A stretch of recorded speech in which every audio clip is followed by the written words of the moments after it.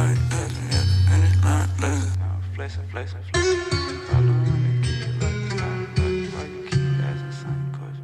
Grizzly going crazy, nigga. Roller coaster motor at the stoplight, catch me at the finish line, flexing.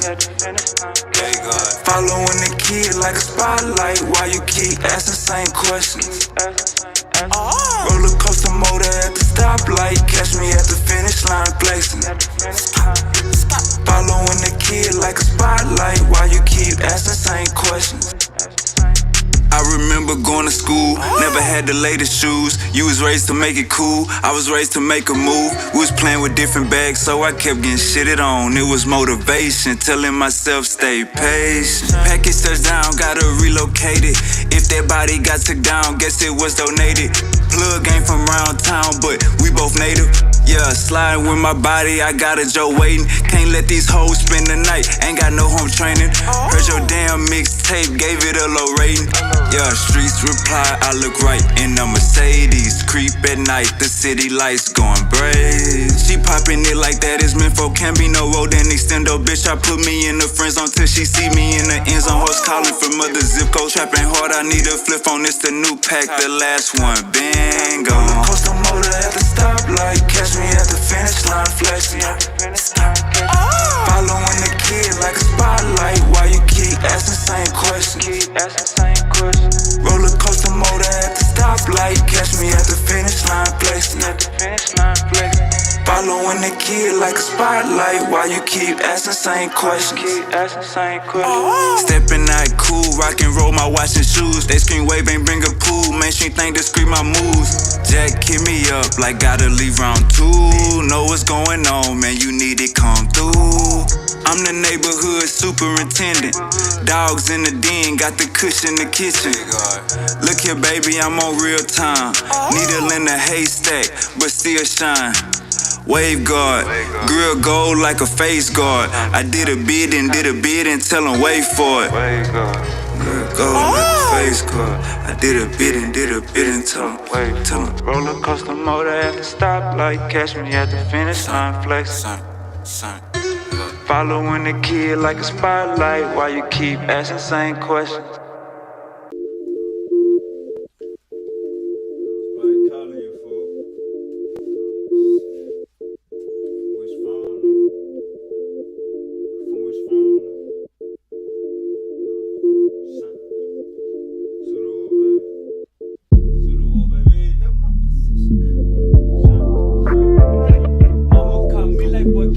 Go out the way just to help my position.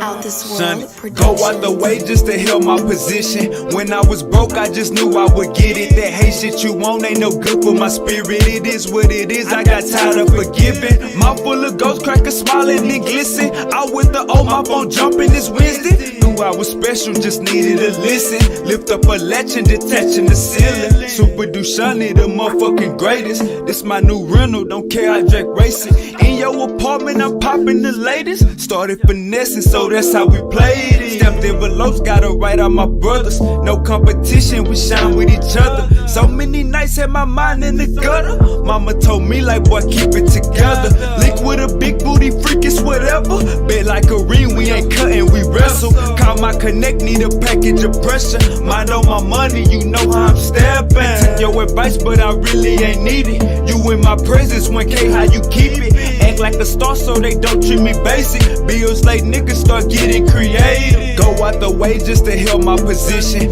When I was broke, I just knew I would get it. That hate shit you want ain't no good for my spirit. It is what it is, I got tired of forgiving. Mouth full of ghost crackers smiling and glisten. Out with the old, my phone jumping this Wednesday. Knew I was special, just needed to listen. Lift up a latch and detaching the ceiling. Super Dushani, the motherfucking greatest. This my new rental, don't care, I drag racing. In your apartment, I'm popping the latest. Started finessing, so that's how we played it.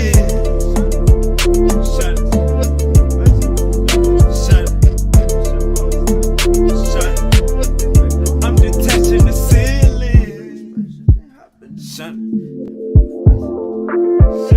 I'm full of ghosts while it's shining and glisten. Talking my language, that's tired of forgetting.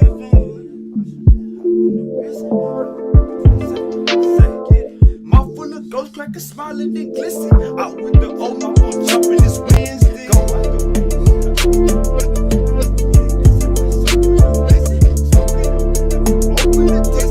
Is what it is, I got time to forgive.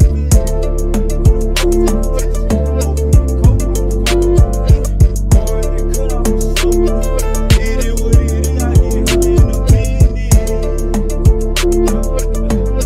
I'll call you back in a minute. Too busy chasing blue binges.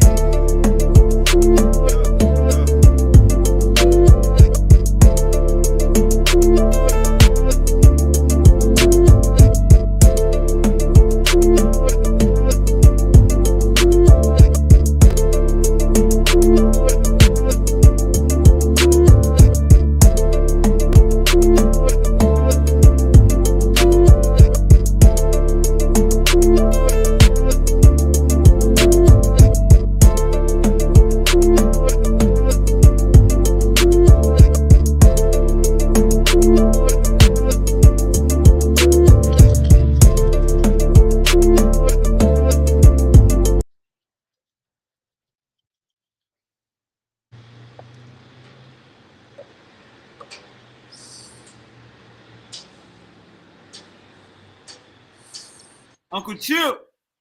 Hello, I was having trouble. I tried joining a little while, I mean, a few streams ago, and I was never able to get on. You had a difficult setup for a while. Okay. Everything good now? Yeah. Are you Hey, happy for man. your birds? Oh, Were you glad about your flock of birds? come on, man. We turned up, huh? That We turned up. your birds sort of flew that day. We turned up, Uncle Chip. We arrested them chiefs. Yeah, you put them out on the reservation, no doubt. All right, Uncle Chip, man. A lot of people is wondering. Uncle Chip got his ear to the streets when it comes to a lot of domestic and foreign affairs. Uncle Chip, what is going on with Trump? It seems like every day he's dropping a bombshell. Yeah, sometimes it's hard to tell when he just wants to entertain people, or when he's trolling, or when when he has something going on. And I mean, it's a case really with him of looking at what he's doing and not concentrating so much on what he says. Overstood. So with the it's been a minute since you've been on. So let's start with the Gulf of Mexico to Gulf of America. How you feel about that transition?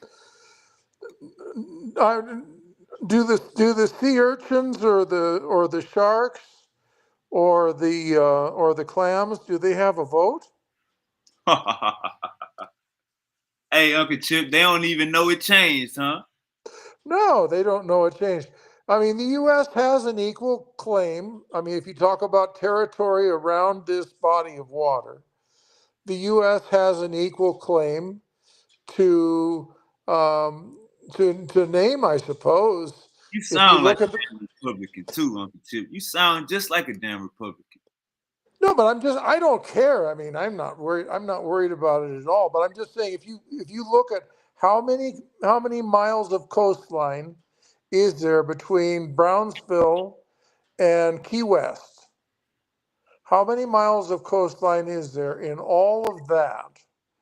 And how many miles of coastline is there actually in Mexico? I think it's really a case of the Arabian Gulf or the Persian Gulf.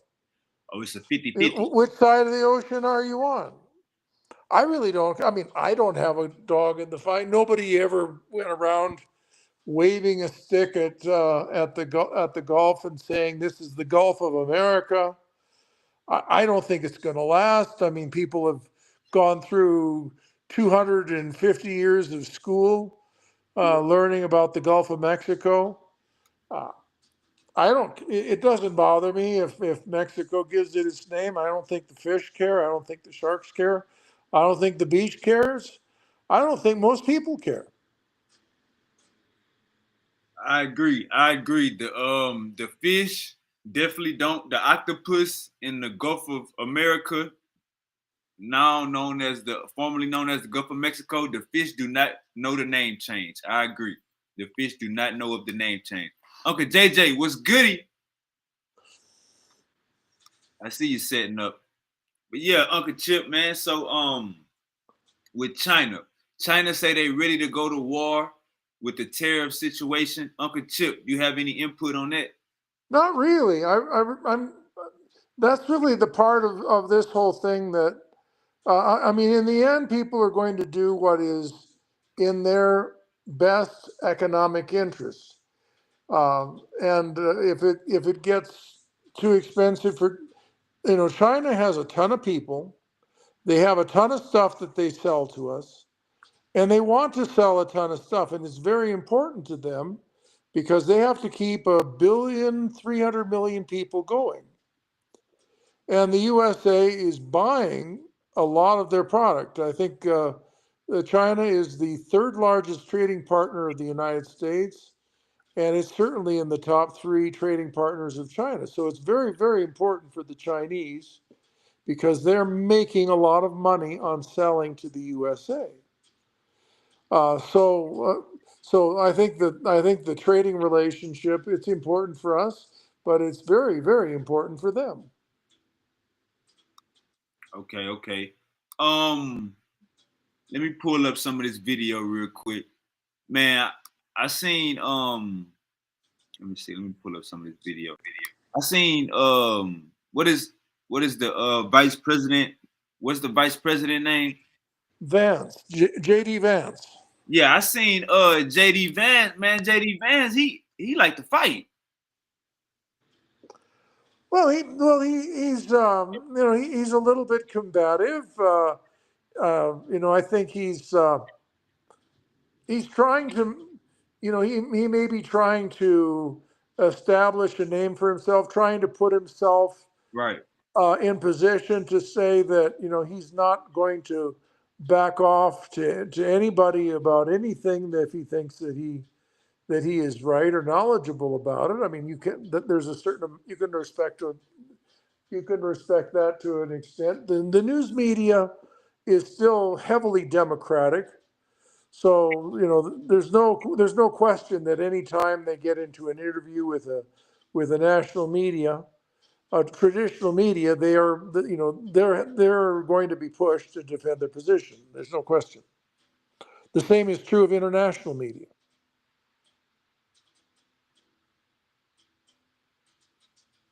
All right, let me find this.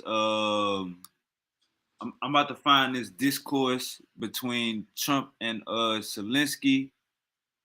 All right, let me. It's an honor to have President Zelensky of Ukraine, and we've been working very hard, very close. So we've actually known each other for a long time. We've been dealing with each other for a long time and very well. We had little negotiation spat, but that worked out great. Let me say this real quick. I think if Joe Biden was in Trump's seat right now, this meeting would have went totally different. This is Trump and Ukraine's President Zelensky, and we're gonna just listen to a little bit of their exchange. I would only say this about Biden. Biden wouldn't have the stamina to sit through a 50-minute news conference. He wouldn't have it. Facts. He would have fell asleep 3 times. Facts. He simply wouldn't. He wouldn't have done it. I mean, it would have been. He would have signed the paper and called Zelensky to come and sign, or actually, he wouldn't have even thought about making the deal. Facts. That's a fact. Y'all hear Uncle Chip? All right, now let's see. We just mentioned JD Vance. Let's see a little bit of this Discord. It looked like, man, if you ask me, man, this who we need running our country. Let's watch how Trump handled this discourse. And Trump is in the middle of this shit. He got his vice president, JD Vance. This nigga is on demon time. JD Vance on demon time. He like, nigga, we ain't the old administration, nigga. You been fucking up. We ain't the old administration. You been fucking up. Zelensky like, all right, y'all gonna let me talk. And then Trump just backhand the nigga, man. Check this out. But it remains to be seen. The principle that will guide us is we believe in free speech in this country and we'll fight for it for American citizens. Mr. President, on the deal, is there any other oil and gas component to the deal? Is it all A critical little bit, we'll see. on LNG? But we're not really looking for that so much. We got a lot. We have more than anybody in the world by far. What So about- no, we're not talking about it too much, but a little bit. I think it affects also, but for the most part, no. And sir, is there any agreement from Ukraine to purchase U.S. LNG? Well, if I didn't align myself with both of them, you'd never have a deal. You want me to say really terrible things about Putin and then say, "Hi, Vladimir, how are we doing on the deal?" It doesn't work that way. I'm not aligned with Putin. That's a fact, man. Listen to this shit, man. You No, gotta. I absolutely agree with that. I agree with that. absolutely agree with that. You can't play both. You can't play both sides with them, and you can't play favoritism. They trying to kill each other. Yeah, I agree with that. I agree with the principle that you can't act like you can't act like one guy is Satan and the other guy is an angel, Right. and you're in favor of him. The only way that gets is that you go into war with one side against the other. That's all that brings. Facts instead of a resolution. Fact. Putin. I'm not aligned with anybody. I'm aligned with the United States of America. Hey, if we need somebody running our motherfucking country, this nigga just told you, nigga, I'm not in bed with Israel. Nigga, I ain't in bed with none of these niggas. Any of these niggas talk crazy, nigga, we coming. And for the good of the world, I'm aligned with the world. And I want to get this thing over with. You see the hatred he's got for Putin. It's very tough for me to make a deal with that kind of hate. He's got tremendous hatred. And I understand that, but I can tell you the other side isn't exactly in love with, him either. So it's not a question of alignment. I'm aligned with the world. I want to get the thing set. I'm aligned with Europe. I want to see if we can get this thing done. You want me to be tough? I could be tougher than any human being you've ever seen. I'd be. Man, this nigga Trump, this nigga gonna tell you what you want to hear. Why is Trump not a preacher? All right, let's get to the argument. Of Ukraine, part of East and Crimea. So he occupied it on 2014. So during a lot of years, so I'm not speaking about just Biden, but those time was Obama, then President Obama, then President Trump, then President Biden, now President Trump, and God bless, now President Trump will stop him. But during 2014, nobody stopped him.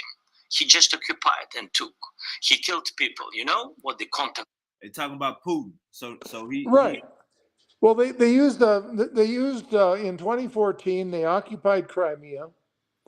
Then they started a hybrid type of war. They dressed up Russian soldiers in Ukrainian clothes and sent them across the border to start a fight in Russian-speaking areas and starting to take over parts of Ukraine on the other side of Crimea. Their goal was to create an entire land bridge which would go from Crimea through part of Ukraine and link up back into Russia to form a land bridge, and that was for two reasons. One reason is that Putin does not recognize any permanent borders for Russia. right. He has a political campaign which he actually believes, and he publicizes. He says Russia eternally without borders. So there's in principle no border that he recognizes will be permanent for Russia. In layman terms, in street terms, nigga, he basically saying, nigga, we expanding every year. Exactly. We're expanding everywhere we can. Right. 2014. 2014 and 2014. 2014. Yeah. So I he killed. was not here. Yeah, but That's exactly right. Yes, but I mean, I'm talking about the kind of diplomacy that's going to end the destruction of your country. Yes, but if you Mr. President, with respect, I think it's disrespectful for you to. All right, man. Now this right here, y'all. Hey, this is right here. This is white on white violence. We ain't got nothing to do with this shit. This is white on white violence. We ain't got nothing to do with it. To us, this is our entertainment. So look at this like a rap video. All right, let's go. Come into the Oval Office and try to litigate this in front of the American media. Right now, you guys are going around and forcing conscripts to the front lines because you have manpower problems. You should be thanking the president for trying to bring an end to this conflict. Have you ever been to Ukraine that you say what problems we have? I have been. All right, so Zelensky, now JD Vance. This was catastrophic for this guy. Hey, Zelensky caught JD Vance with an uppercut though. Well, no, he didn't. The problem is if you go to a meet, there's two sides to this. There always is. Right. First of all, if you get to a meeting, it's supposed to be you come by, you smile for the cameras, you pick up a pen, you sign an agreement, you smile, you go home, you go have a state dinner, you eat your dinner, you go home, and then you move on to the next thing, which the next thing is to present whatever it is you signed as president to the Congress of your country, the Nizhny Rad and the Verkhovny Rad, the lower and the upper house of the Parliament of Ukraine. That's not what happened. And it was really shit show diplomacy for both the USA and for Ukraine. If they're not ready to sign, don't have this press conference. Right. And to be honest with you, Netanyahu did this in November. But he didn't do this in front of the Biden was asleep. Netanyahu did this in November, and he was basically telling America, nigga, we need y'all help, do something. And that is what Zelensky doing right now. Now check, this is why I say Zelensky uppercutted JD Vance right here. And Trump got to jump in and help out JD Vance. JD Vance is telling him, look, we doing what we doing. Zelensky say, nigga, have you been to my country? Zelensky asked this nigga, have you even been to my country? Watch this shit. And Trump gonna realize, damn, he didn't upperhanded my damn vice president. Watch this. I think it's disrespectful for you to come into the Oval Office and try to litigate this in front of the American media. Right now, you guys are going around and forcing conscripts to the front lines because you have manpower problems. You should be thanking the president for trying to bring an end to this conflict. Have you ever been to Ukraine that you say what?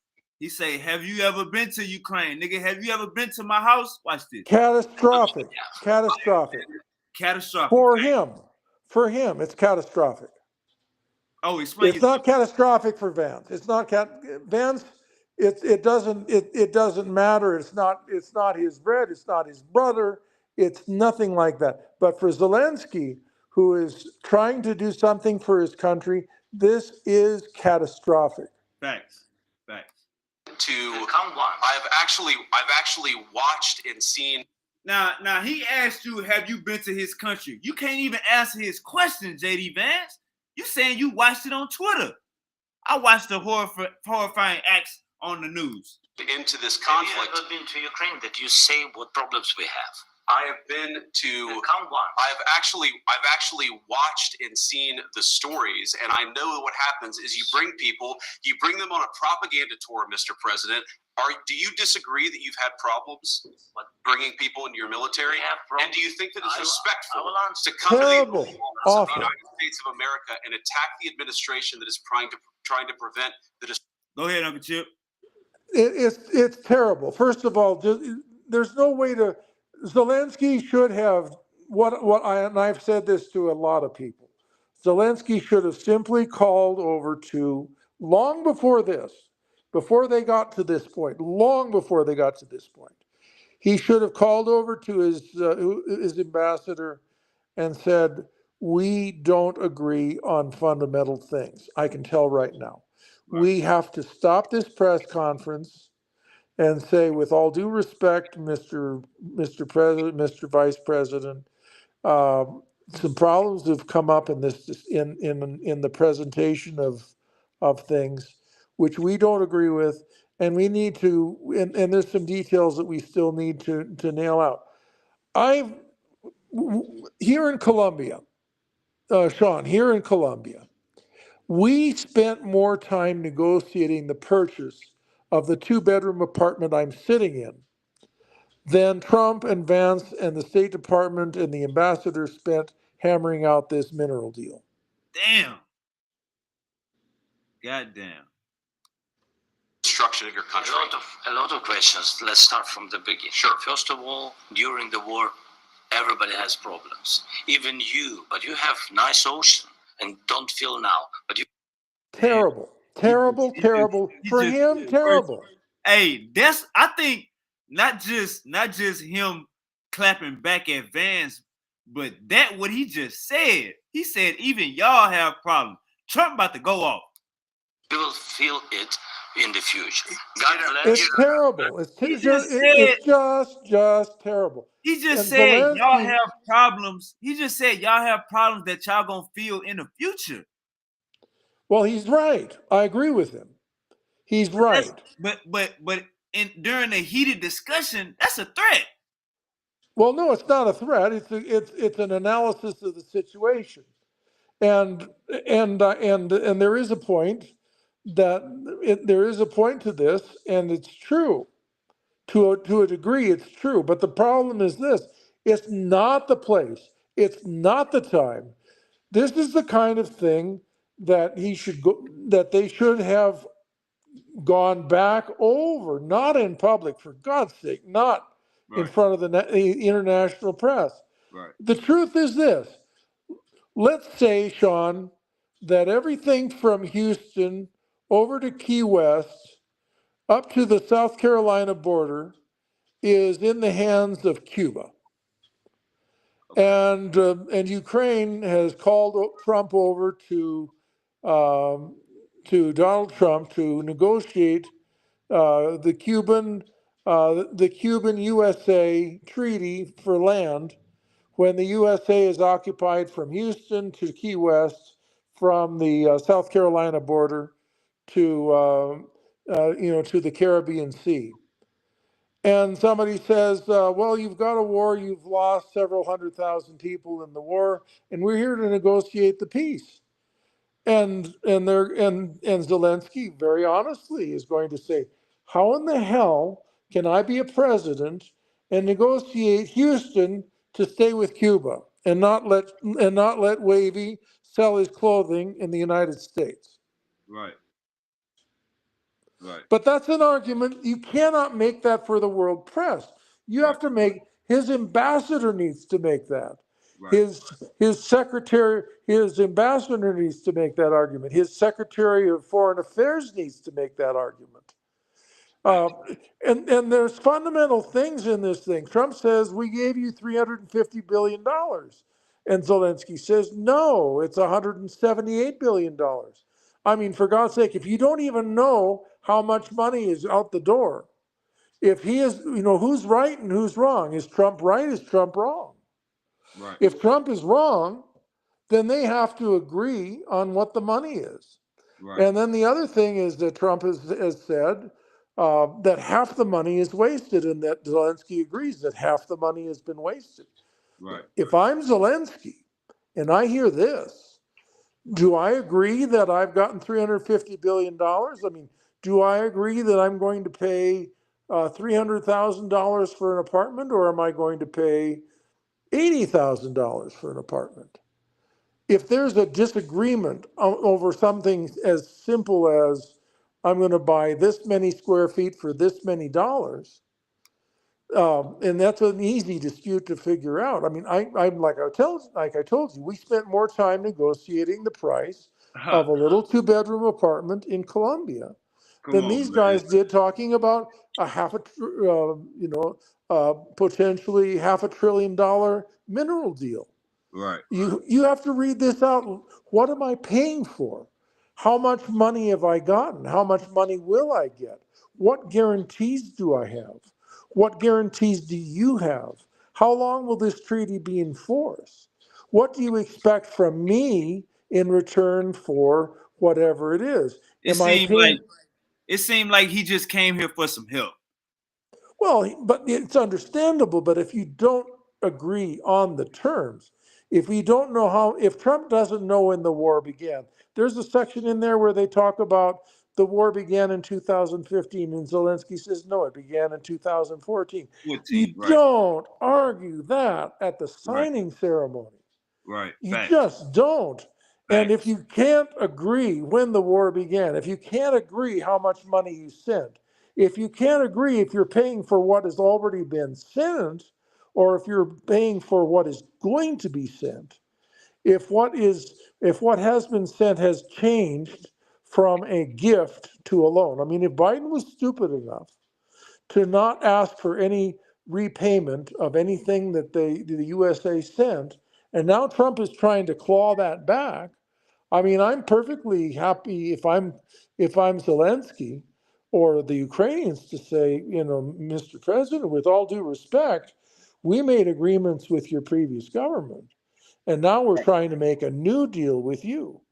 And if you want, and here's the other, and the other thing of it is this: if you're going to talk about gratitude being the reason for a foreign policy, gratitude has never been the reason for a foreign policy, ever, ever, ever, ever.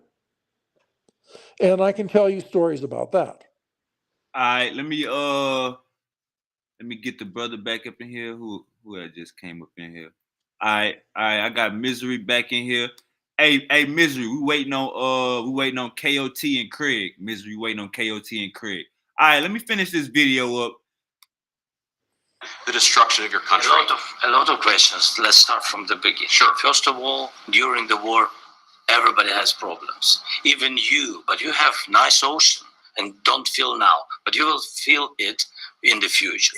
God bless. You don't know that. God bless. God bless. See, you can't get in front of Trump talking like this. You can't. It's catastrophic. For Zelensky, it's catastrophic. He got in front of Trump and said, we have issues. Y'all have problems too. Y'all gonna have problems in the future.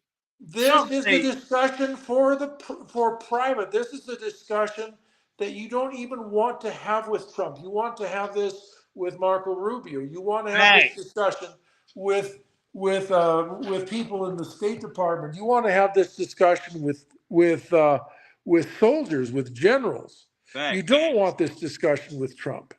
Watch how Trump take over. During the war, everybody has problems. Even you, but you have nice ocean and don't feel now, but you will feel it in the future.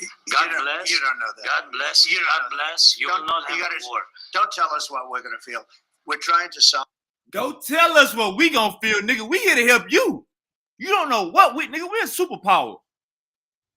Well, yes and no. I mean, there are problems that we would end up feeling. For example, we are by treaty obligated to defend countries that are now in the former Soviet, that were part of the Russian Empire, and that are now part of that are now independent. Uncle Chip, we don't know for the foreseeable future. We have no knowledge of Mexico getting raided by an outside country. We have no knowledge of Canada getting raided by an outside country. We have no knowledge of Puerto Rico or Honduras in the future, for the foreseeable future. We have no knowledge of these countries getting raided in the near future. So Zelensky is talking out of his ass. Yes and no. I mean, he's really not talking out of his ass. The problem is that it's a complicated argument, and it's not amenable to a document signing ceremony in front of the world press. This is something that you would need to develop over a long discussion. Right. And it's not with Trump. Trump doesn't have, he's not there to listen to this. He's not there for a political analysis of the history of the war. I mean, this is a topic that you would have to go into between historians and generals and economists and a whole crew of people. This is symposium material. This is not a discussion at a signing ceremony where you're supposed to be in and out in about 10 or 15 minutes. And this has gone on for 40 to 50 minutes, and it's not the place, it's not the time, it's not in front of the press. It's just absolutely shit show horrible. Right. This is a TV show. Now, but you will feel it in the future. God bless. You don't know that. God bless. You don't God know bless. You will not have a war. Don't tell us what we're going to feel. We're trying to solve a problem. Don't tell us what we're going to feel. I'm not telling you. Because I'm you're in no answering on position this to question. dictate that. That's Remember exactly what this. I'm not You're in no position to dictate what we're going to feel. You We're will- going to feel you very will good. feel influenced. We're going to feel I'm- very I'm good and telling very you. strong. Awful shit. It was very hard to listen to this bullshit. Honestly, it was so hard to listen to this because it's so. I could negotiate for Zelensky 1,000 times better than he can negotiate himself. And I'm not a president of a country or a secretary of state, but I know a hell of a lot more about Trump than he does, and I know a hell of a lot more about Ukraine than Trump does. That boy say, Trump say, no, you don't know what we gonna be feeling. We gonna feel real good. Be ready back. It just, I mean, there's so much in there that neither of them know. It's like there's an expression in French, which is dialogue des sourds, which means the dialogue of deaf people. Damn. That's called dialogue des sourds. And they're both deaf. They're not physically deaf, but they have so little information of the one, of the other, of the country, of the country. They have so little knowledge of each other. Look at Trump. Look at Trump hands. Look at Trump hands. What he throwing up? What kind of gang sign is that, Uncle Chip? That's Leghorn. That's Leghorn Foghorn. Now see here, son. Look out! I'll see. Hey, Misery, we waiting on KOT and Craig. We waiting on KOT, Misery. You good? You can stay here. All right, let me go and finish this video. Good position. Hey, if you ever want to see a nigga talk to a nigga crazy, check this out. Trump feel threatened. Trump feel like Zelensky said some fuck shit out of his mouth. Watch how Trump respond. You've allowed yourself to be in a very bad position, and he happens to be right about From it. the very beginning of the war. You're not Mr. in a Brown, good position. You don't have the cards right now. With us, you start having not playing cards. cards. Right? You don't got the answer, Sway. You don't got the. He said you don't have the cards right now. With us, you can start playing cards. You don't have them right now, Sway. What Kanye told Sway? You ain't got the answer, Sway. Check this out. Well, it's true. Yeah, Unfortunately for them, it's true, and they're proving it. Trump is proving it. He proved it as of today, and I don't know if you followed it or not. He proved it, but he proved it at a brutal cost. And we can talk about that after you finish this. All right.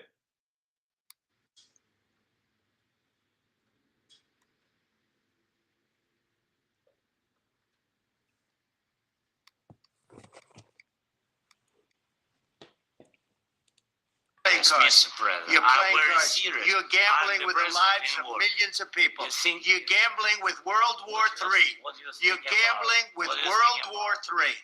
And Yeah. what you're doing is very disrespectful to the country, this country. I'm That's with back all to you. respect to you. Far more than a lot of people said I'm very they respect. should have. Have you said thank you once this A lot entire of meeting? times. No, in this Even entire today. meeting, have you said thank Even you? today. You went to Pennsylvania and campaigned for the opposition in October. Offer some words of appreciation for the United States. He brought up. See, JD Vance on Demon Time, bro. He brought up. He saying, "Nigga, you was just rallying with Kamala." Check this out. Of America and the president who's trying to save your country. Please, you think that if you will speak very loudly about the war, He's not speaking loudly. He's not speaking loudly. Your country's in big trouble. Can I Wait a answer? minute. No. Can You've I done a lot answer? of talking. Your country is in big trouble. I know. You're not I winning. know. You're not winning this. You have a damn good chance of we are coming out staying. okay. Hey, that's embarrassing, man. We're gonna stop it right there. We're gonna stop. Hey, that is. If you wanted to see a nigga talk to a nigga crazy, bro, y'all just go look up Trump and Zelensky's exchange, man. That right No, it's there. not. It's not even crazy. It's unfortunately for Ukraine the absolute truth, and Trump proved it in a single day. Oh, what happened today? You said something happened today. Well, yeah, there were two things that Trump did right after this meeting, or like within hours of this meeting. He did two things. He stopped all aid to Ukraine, flat. What? He stopped all aid to Ukraine flatly. It went from aid to Ukraine to zero, no aid. Damn, gang. Trump And turned these niggas lights off. And then the second thing, which was far more damaging, which I am against, but it was far more damaging. He ordered the U.S. Army to stop intelligence liaison with the Ukrainian armed forces.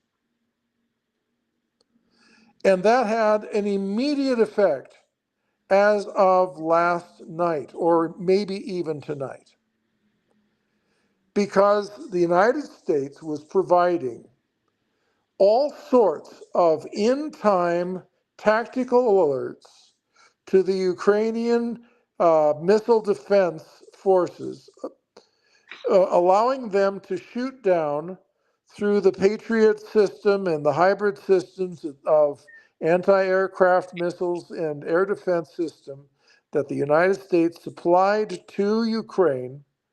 They stopped providing all the tactical all the tactical satellite information that the Ukrainian armed forces was using to shoot down something like 98 to 97% of all the missiles that the Russians were launching against Ukraine. And in the most recent night's attacks, it went from shooting down something like 97, 98% of all the missiles down to maybe 45 to 50%, which meant that enormous amounts of missiles got through into Ukrainian energy grids, electrical grids, apartment houses, arms plants, and a whole lot of things. They had in a single night, the worst results from air raids and missiles that they have had in almost a year and a half of war. All right, hold up. Are you saying that Russia attacked Ukraine? Russia been attacking Ukraine right now? Russia is attacking Ukraine right now, and they have been attacking Ukraine every night for the last 3 years. Damn. With the difference being this, that the United States went, because of this meeting, because of this deal, the United States went from supplying all sorts of tactical information about missile launches and drone launches, the locations of where all this stuff was going. They were providing GPS and much more advanced than GPS coordinates, both air, land, and sea, of where all this stuff was going, where it was going to land, allowing the Ukrainians to concentrate their air defense forces in the most favorable way in order to reduce all the attacks on Ukrainian territory. And because Trump eliminated 2 days ago all intelligence sharing with Ukraine, the Russian attacks have become more effective by a factor of 12 or 15. Damn, man, that's crazy. So looking back, we just watched the video or whatever. Looking back at this meeting, do you think Zelensky went too far with his mouth as far as when it got combative? Do you think he said, Catastrophic in words, cata-fucking-strophic.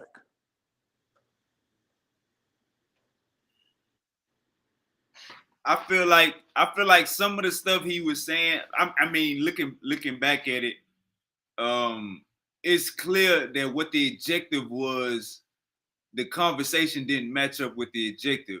So as far as like we come here to do an agreement, to reach a resolution, and it's like this.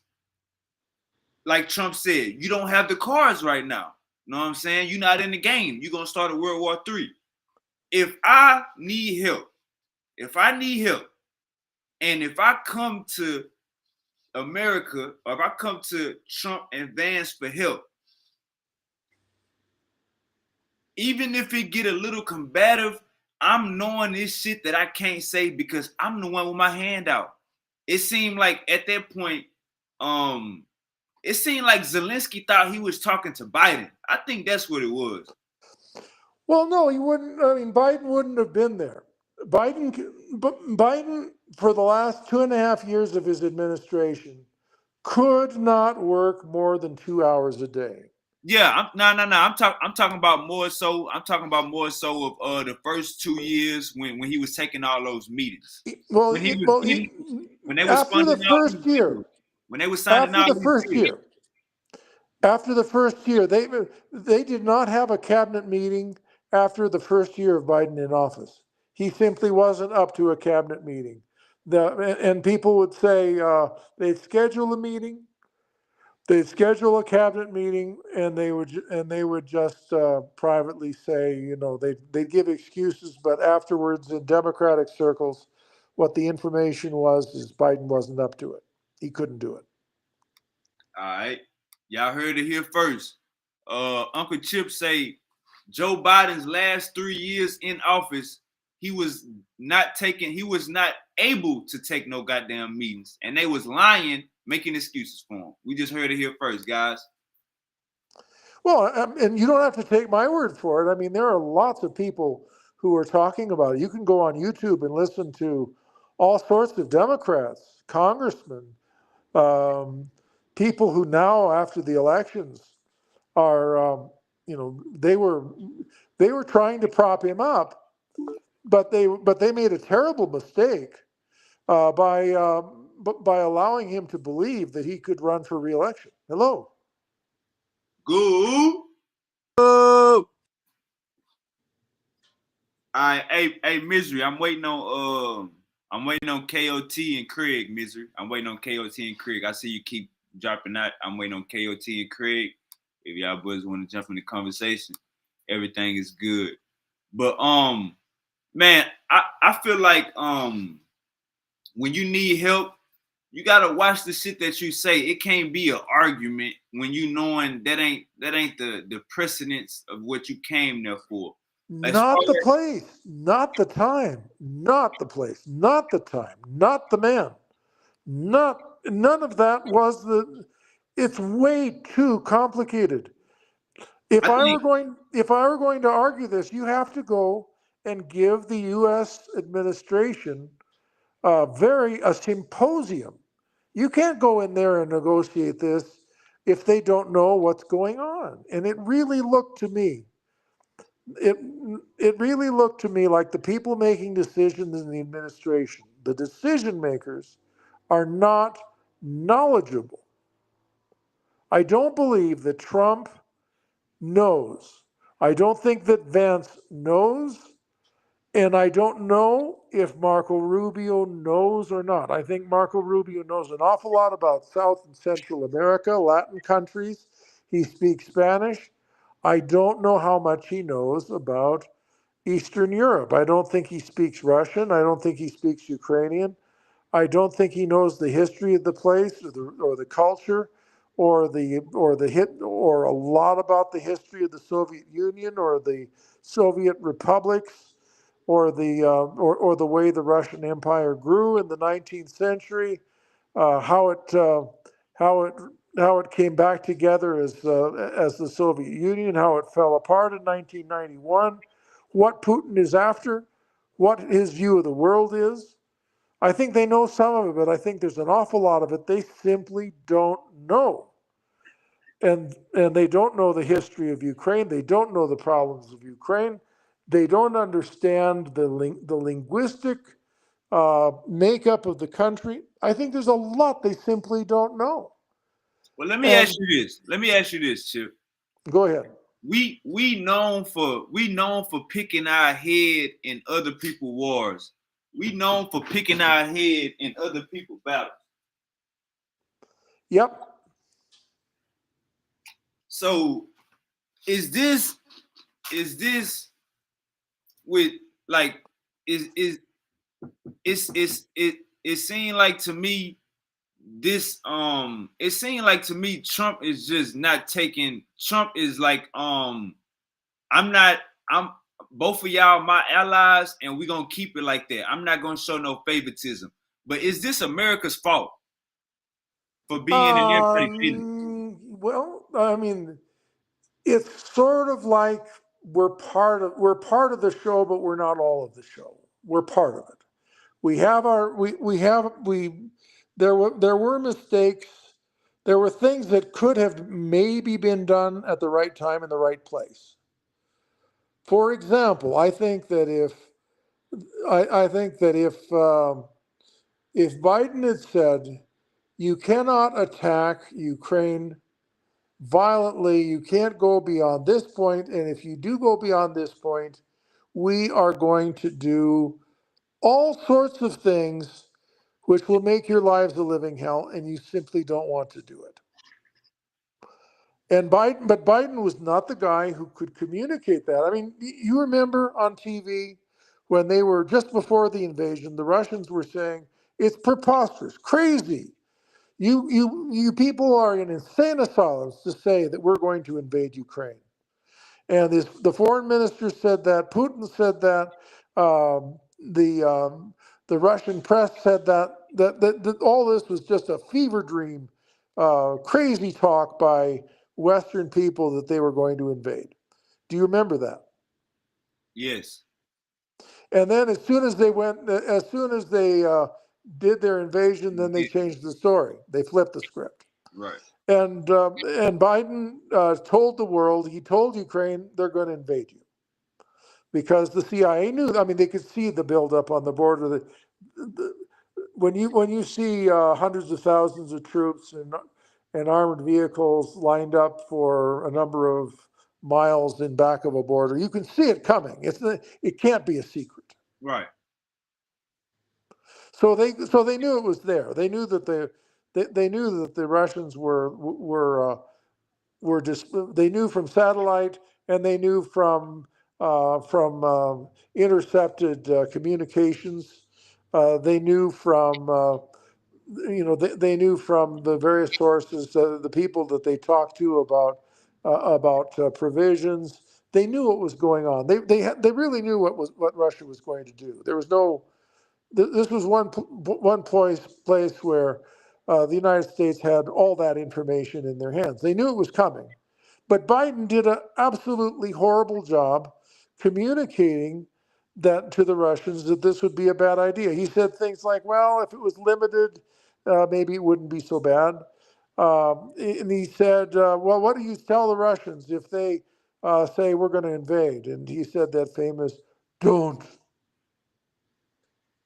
He's all.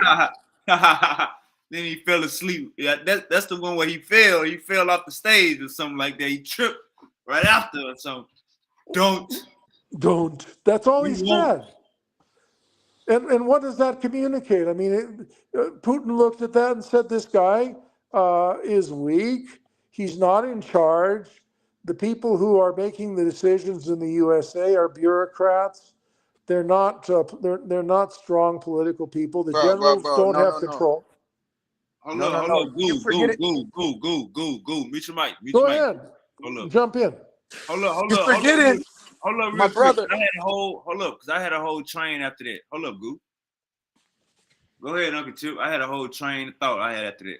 Well, go ahead. I mean, more or less, we're talking about what Biden did in 2022, which was almost nothing. Let me say this real quick. For the whole with the whole, it's not a coincidence, guys. Let's be honest. Everybody on the panel and everybody out there, it's not a coincidence that all of this shit is happening right now. It's not a coincidence.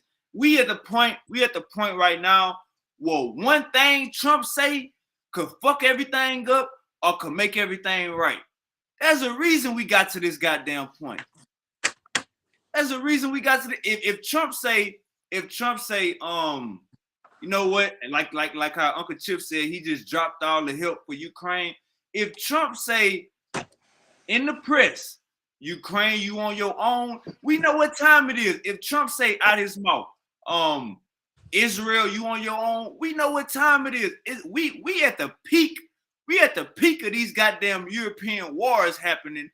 These goddamn Eastern Hemispheric wars happening, and we sitting here acting like, know what I'm saying? This is it's all in Trump hands.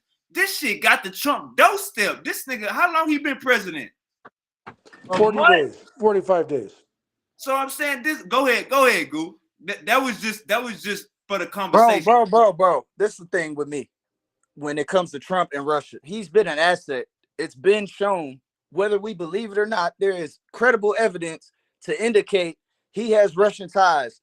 Back when you go to the 70s, to his hotels that was declining, you had Russian agents that were not KGB, but the Soviet Russian government that fell off after the Soviet Union and what was left over in Russia. And you still had radicalized motherfuckers. And that's why Russia is still a radicalized country today. He's had Russian ties, my guy. If you go look when he was the president 4 years, his first 4 years, it was a big thing of him coming out and denouncing Russia. He wouldn't do it. It took him years into his presidency to denounce them, and he barely did that. It was just so he could make himself look good. But it's been shown, if you actually look, you could see clearly he fucks with Putin, my guy. You could blame Biden, but I believe that Trump and Putin had an agreement. Whatever that agreement was, they weren't gonna attack.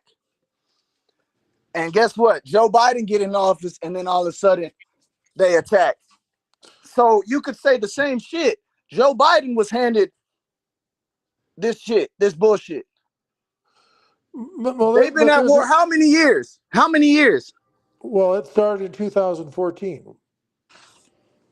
No, but how many years when they actually, I know they invaded before, or on the borders. They've been fighting on the borders. Hold up, G. Let Chip respond. Go ahead, Chip. Well, there were several things that made it unlikely that Putin was going to do any military action during Trump's time in office, mostly because the economic conditions were not right in Russia for any invasion. The price of oil and natural gas during the Trump administration was on an inflation-adjusted basis at an all-time low, because Trump allowed drilling and transport and everything that favored the energy industry. Trump had extremely favorable policies for the energy industry, and at the regular low point of gasoline sales in the USA, uh, the price of gas in the least expensive states like Texas and Louisiana were hitting below $2.20, and in Florida, the price of gas, which is like a mid-range state where I'm living, the price of gas was somewhere around 230 to 241 dollars a gallon. And as soon as Biden came in, he implemented policies which made it very likely that the price of gasoline and oil and natural gas were going to go up. And in fact, from the time that Biden took office until the start of the war, there was about a 35% increase in the prices of natural gas and oil and all the things which Russia produces and which Russia made money on. So Russia was actually experiencing a boom in their sale of natural resources, which is the mainstay of the Russian economy. But who And made the so, deal, Uncle Chip, with Russia and Saudi Arabia to lower gas prices? Who made that deal? Which caused inflation under the next administration? well, You're not even, you didn't even speak on that deal. You went and said some other stuff. They made a deal. Trump, Putin, Saudi Arabian king brought down the prices together. Trump said, hey, I want y'all to lower the price. Stop selling as much, or whatever he said, sell more, whatever he did, it brought the prices lower. He made a deal with one dictator and a low-key dictator who's a king. but it doesn't So, actually. It doesn't. Deals don't lower prices. And when Biden got in office, the prices had to increase. The prices were already increasing. Then you had the pandemic. Y'all all forget about the pandemic. America under Biden was able to come back. Under Biden, we came back better than any country. All countries had inflation. All countries were struggling. America was able to come back. Well, and guess what? The prices during COVID were at an all-time low because there was absolutely zero demand. Hold up, Uncle Chip. Hey, G, you was listening to the conversation before you hopped on?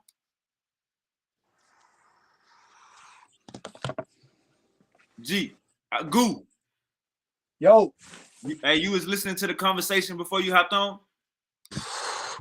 No, sir. Not most of it. Yeah, hey, it wasn't about Biden versus Trump. We were showing a video with Trump going at Ukraine president.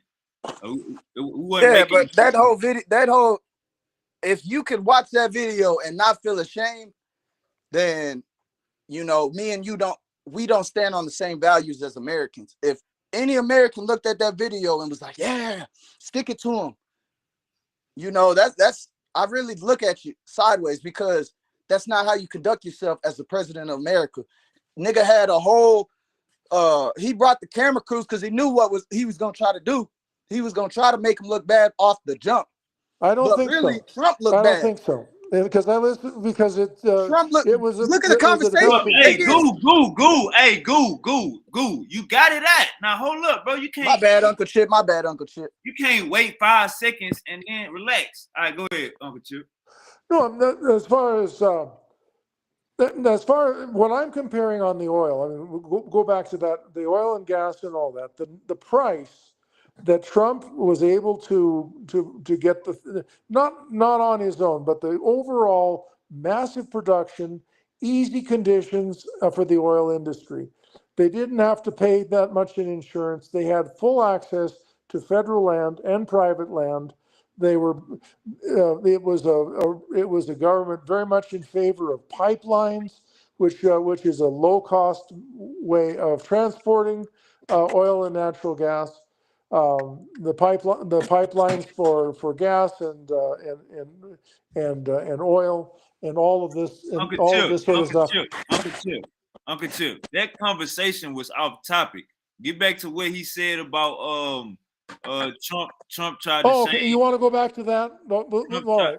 He said all Trump right. tried to shame him on purpose. He brought the cameras on purpose. Can you speak on that? No, I don't. I mean, they brought the cameras on purpose because they were going to sign a mineral deal, and that was going to be a positive for the U.S. It was going to be a win, a political win for Trump, and Zelensky. What he was supposed to do was to go in and sign this deal, and they would smile for the cameras, shake hands, go have a state dinner, a Trump triumph, $500 billion of future mineral wealth, and this was going to be a phase one in the negotiations in order to bring peace and to give Ukraine a degree of guarantees for the future of Ukraine. I mean, that was the USA plan. But what happened is that there were massive unpapered over disagreements between the US position and the Ukrainian position. And these started to become apparent during the discussion. There were things that Trump did not understand about Ukraine. There were fundamental disagreements about how much money was given, how much money was loaned, what the mineral deal was supposed to pay for, if it was going to pay for future aid, if it was going to go towards paying for past aid, to what extent the United States was going to provide military guarantees for Ukraine in case that there was a peace made. What was how, over what time frame was this mineral deal going to take place? Over what lands? Under what conditions?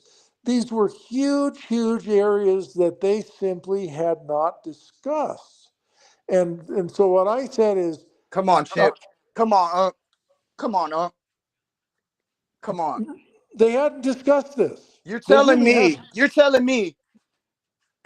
the president who said, I've been talking to Israel's president, I talked to Saudi Arabia's president, I talked to Ukraine's president, before he was even elected. During his campaign, he said that. During the campaign, when you get elected president-elect, you're giving all the information. What was his top things? In the war in Ukraine, in the war in Gaza, border patrol, economy, drill baby drill. Those 5 things. And transgender, 6. Abortion, he did it the last time. So he got abortion out the way.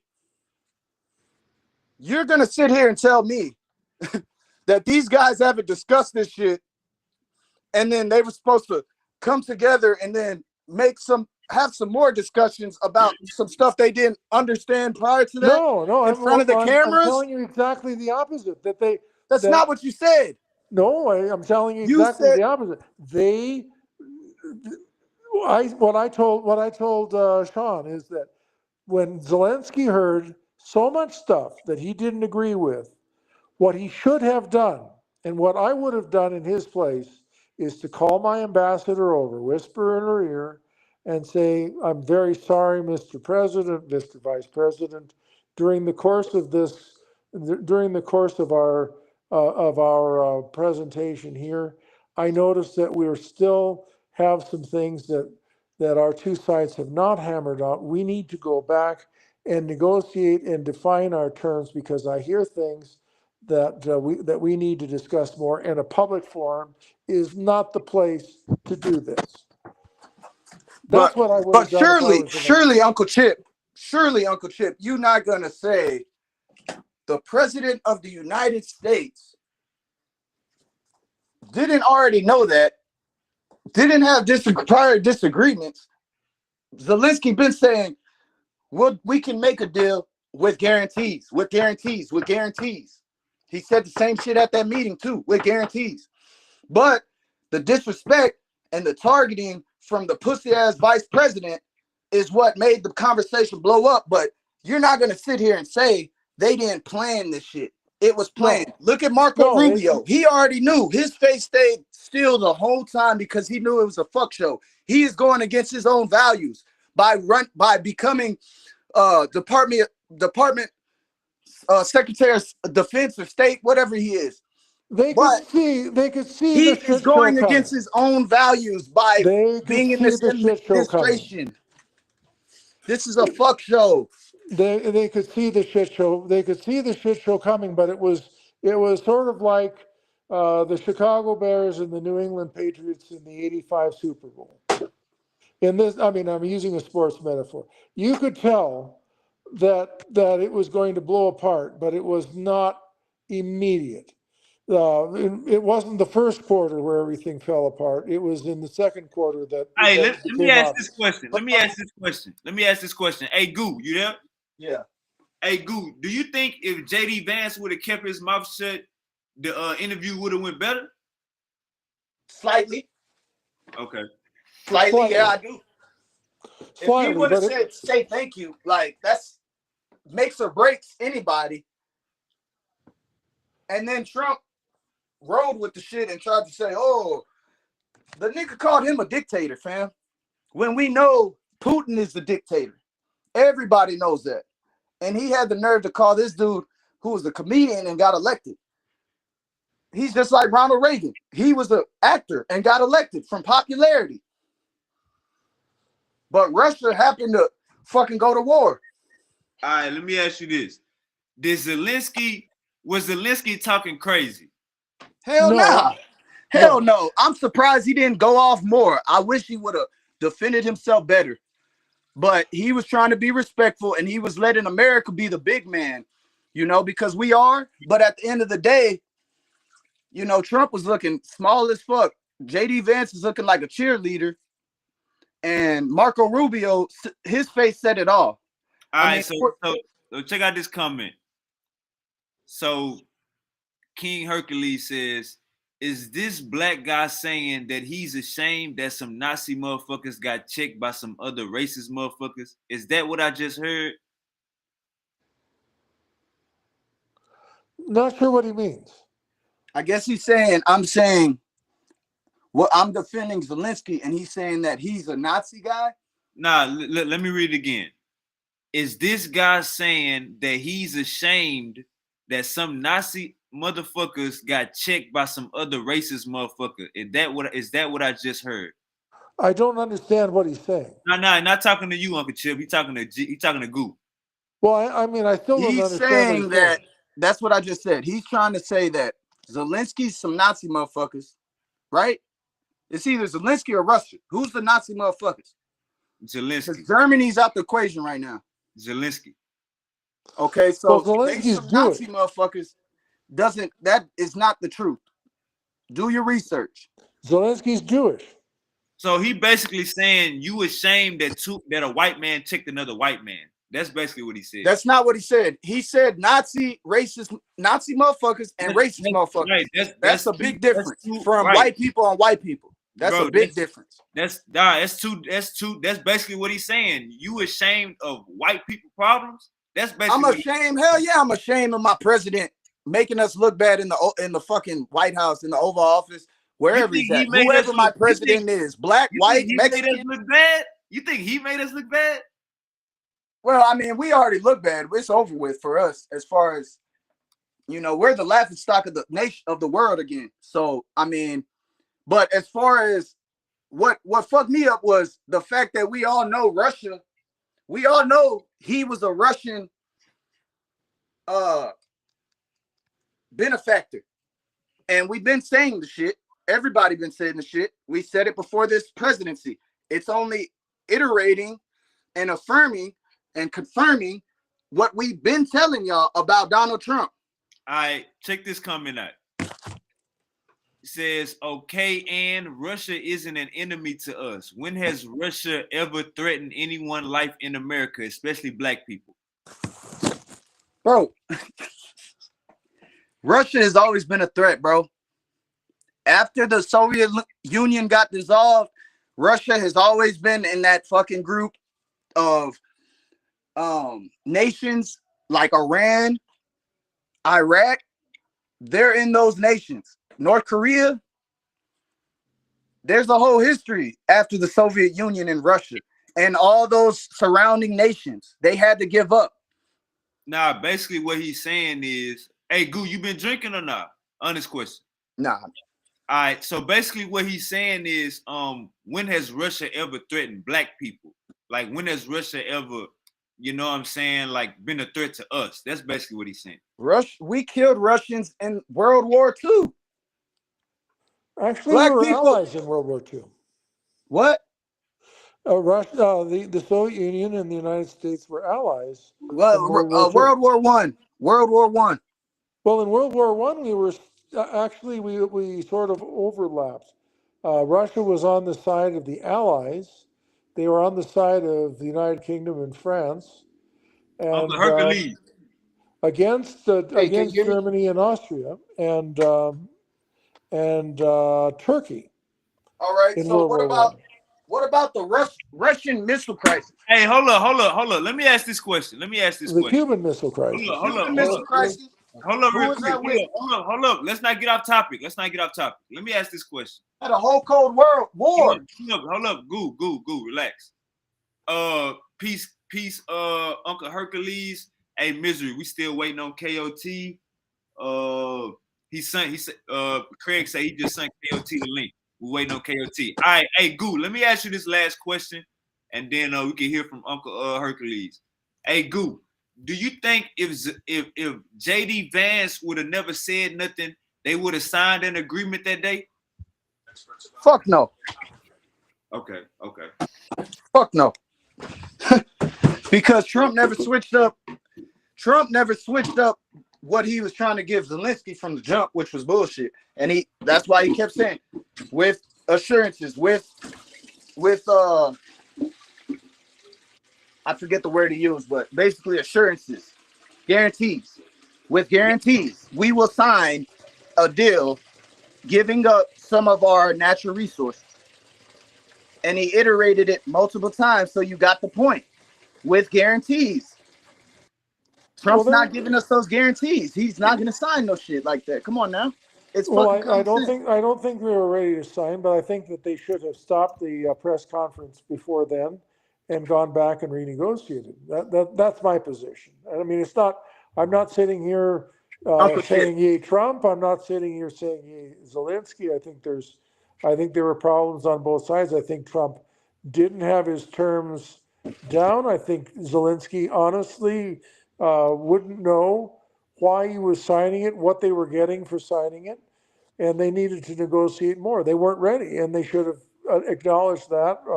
Zelensky, if he was smart, wouldn't have said a word to Trump in public at that point and say, thank you for your efforts. We appreciate your negotiating for us. As far as this mineral deal goes, we can see that there are certain problems in the presentation as we see it. We haven't nailed down everything in the understanding as much as we need to, and we need to go back and negotiate in private where we can be honest with each other without making international news about the points that we disagree.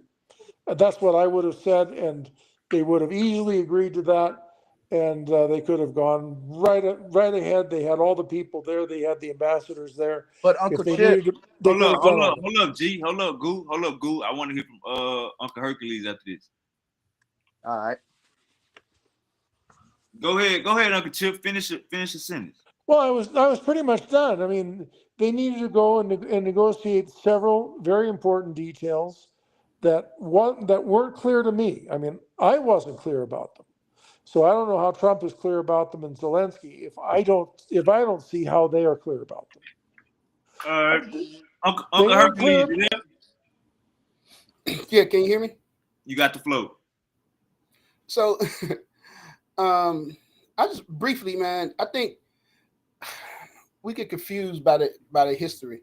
And I've always been one person who, I don't believe shit the government says. It's like I'm gonna take it as a grain of sand, a grain of salt. You don't, whatever they say, you don't believe it off the top. So in the history, when I said that these are Nazis, I'm looking at after the was it World War II?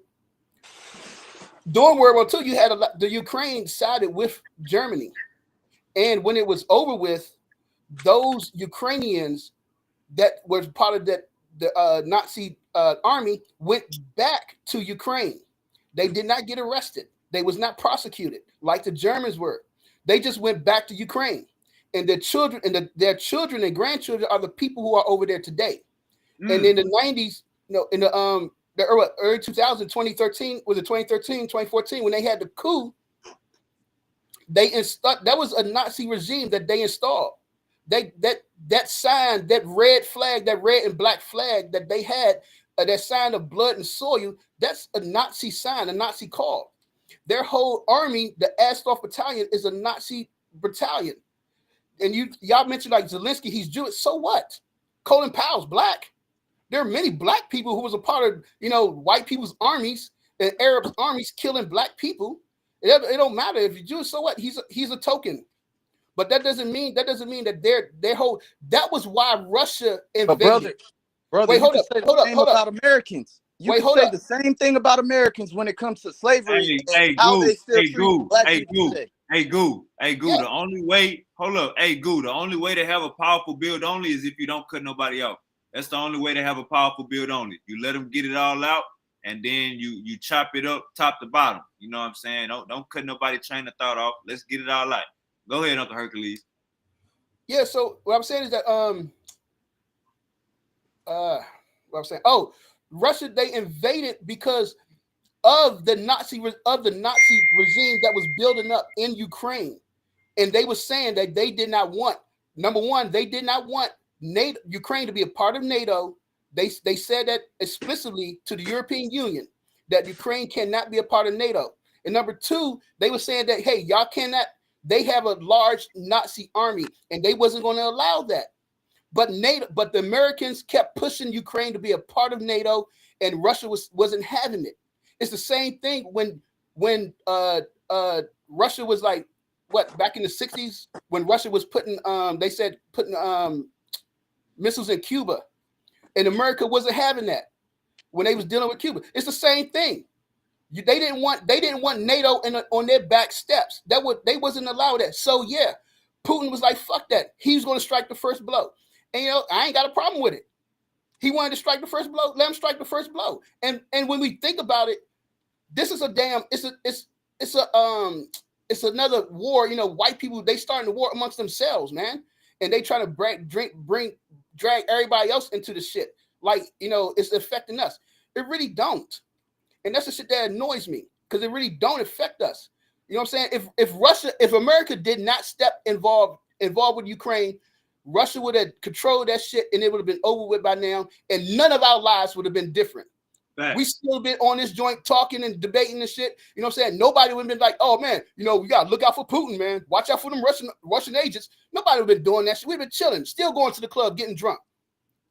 So, you know what I'm saying? This whole bullshit that they putting in the media about Russia, Russia, man, it's like, yo, I don't know. It's just, I can't deal with it, yo.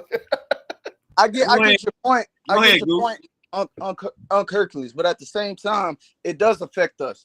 Anytime you give a dictator more power, it affects everybody. It don't matter. We might not feel it for a minute, but if you're gonna enrich a dictatorship, sooner or later you're gonna get some sort of consequences. I guess that depends on your definition of what a dictator is. You know what I'm saying? I heard you say earlier that Putin was a dictator, but yet Zelensky is not a dictator, even though he disabolished the voting for the next president. So he's not a dictator. That don't make sense to me. Goddamn. They're in wartime. They're in war. Like, man, war. Reply to what he just said. How they gonna vote? They're at war. The people on the border are at war. No. You keep calling Putin a dictator. Zelensky just withdrew the damn next election, so he gonna be president regardless. Reply to that. I just did. How you gonna have an election during wartime when your eastern flank is fucking in war? How they gonna vote on the eastern shores? We got soldiers that vote overseas. We're in America, my guy. We got the best everything. Bro, you making excuses, man. That's not excuses. That's realism. Okay, all right. So everybody's a dictator, who America claims to be a dictator, but You know, No, no, no. Venezuela, Maduro was a dictator. Chavez was a dictator. Yo, everybody else a dictator. As long as America say they're a dictator, they're a dictator. Kim Jong-un. This is how Putin got in office. They made a new law to where I forget what it was, but he had already won. He was gonna lose. They rigged the election through his prime minister or some shit, and he gave him the election or something like that. But you know, that's dictatorship right there, bro. That I agree with that's that. dictatorship off the rip. So that's why we're able to call him a dictator. And then the nigga was the KGB agent. I agree, bro. But you still got to was a KGB agent. You still got to apply the same stuff to Zelensky. You can't. Zelensky, what? A comedian? Okay, he's a Nazi comedian who happens to. His father was a Holocaust survivor, and he's a Jewish man. We're supposed to say he's a Nazi. All right, hold on. Uncle Chip, go ahead and go. You got some new information. Go ahead and explain it. You there? All right, Uncle Chip fell out. You can go ahead, Uncle Hercules. Now, I mean, I agree with you saying. You know what I'm saying? Putin in office, on some dictator shit. You know, but I just like when the media want to call Putin a dictator, but don't want to call Zelensky a dictator. You know, I just think that's you're contradicting themselves. I think that's dumb. Right, but brother, it's different when you're in your own country. Hold up, G. All right, Uncle Chip, you back? Yeah. Go ahead. You were dropping something in the back chat. Go ahead. You got the flow. No, I was just I just went to look up the Second War stuff. First of all, the Nazis were very much uncooperative with Ukrainian national aspirations. They wanted absolutely nothing. You know, they viewed the Ukrainians as Untermenschen, as subhumans, and they treated them. They were going to treat them as labor slaves for the rest of history. And as far as what happened to the people who fought for the Nazis after the war, the Encyclopedia Britannica says that hundreds of thousands of those people were sent to gulags in north of the Arctic Circle and in the far east of the country, and probably never lived long enough to get back to Ukraine any time after that. So the idea that Ukraine would be full of unpunished Nazis who just were allowed to go home and live out their lives, that doesn't score with the actual history of how Stalin treated his enemies. All right, I think he was talking to you, Uncle Hercules. You said Stalin treated his enemies, but the guy who was the president in the 90s, I don't remember his name. You're thinking about Yeltsin? Yeltsin, no. President of Russia? No, I'm talking about Ukraine. Are you talking about Leonid Kravchuk? He was like the... It started with an S. Are you talking about Yanukovych, the pro-Russian president? Are you talking about Poroshenko, the chocolate man? Or, well, you have Zelensky's the guy in now. He's been in there for 5 years. The 4 years before that was Poroshenko. Before Poroshenko was Yanukovych. Nah, he said the 90s, Uncle Chip. He said in the 90s. No. It has to be in my bad, the early 2000s. Early 2000s. Well, let's see. There was. It was very chaotic in the early 2000s. I was reading the newspapers then. There was a woman who was like trying to become president, and she was like, and then there was another guy who, and they were persecuting the guy that they defeated. There for a while there was a tradition that one guy would be president, and then the next guy would come in and be president, and then he would arrest the previous president and try him for corruption or incompetence or something. and then they would get knocked out of power, and then they would get arrested. So you had like 2 or 3 different administrations who would arrest the previous one as soon as they got out of power. And I'd have to go back and check on that. They've had like between 1991 when Ukraine was independent up, I think they've had something like 6 or 7 or 8 different administrations, and it gets hard to keep track of. Yeah, I know. I mean, that's when this all started. When the whole thing started, it's been a while since I had looked this up, because when the whole thing started, it was like people were doing, the history of Ukraine. They were showing it. They were showing it was a guy who was real popular in the 90s. It was in the 90s. He was real popular, but he was a they say neo-Nazi, whatever. I just say Nazi. But he was a big part. He had a big neo-Nazi movement in the 90s, and he was the president.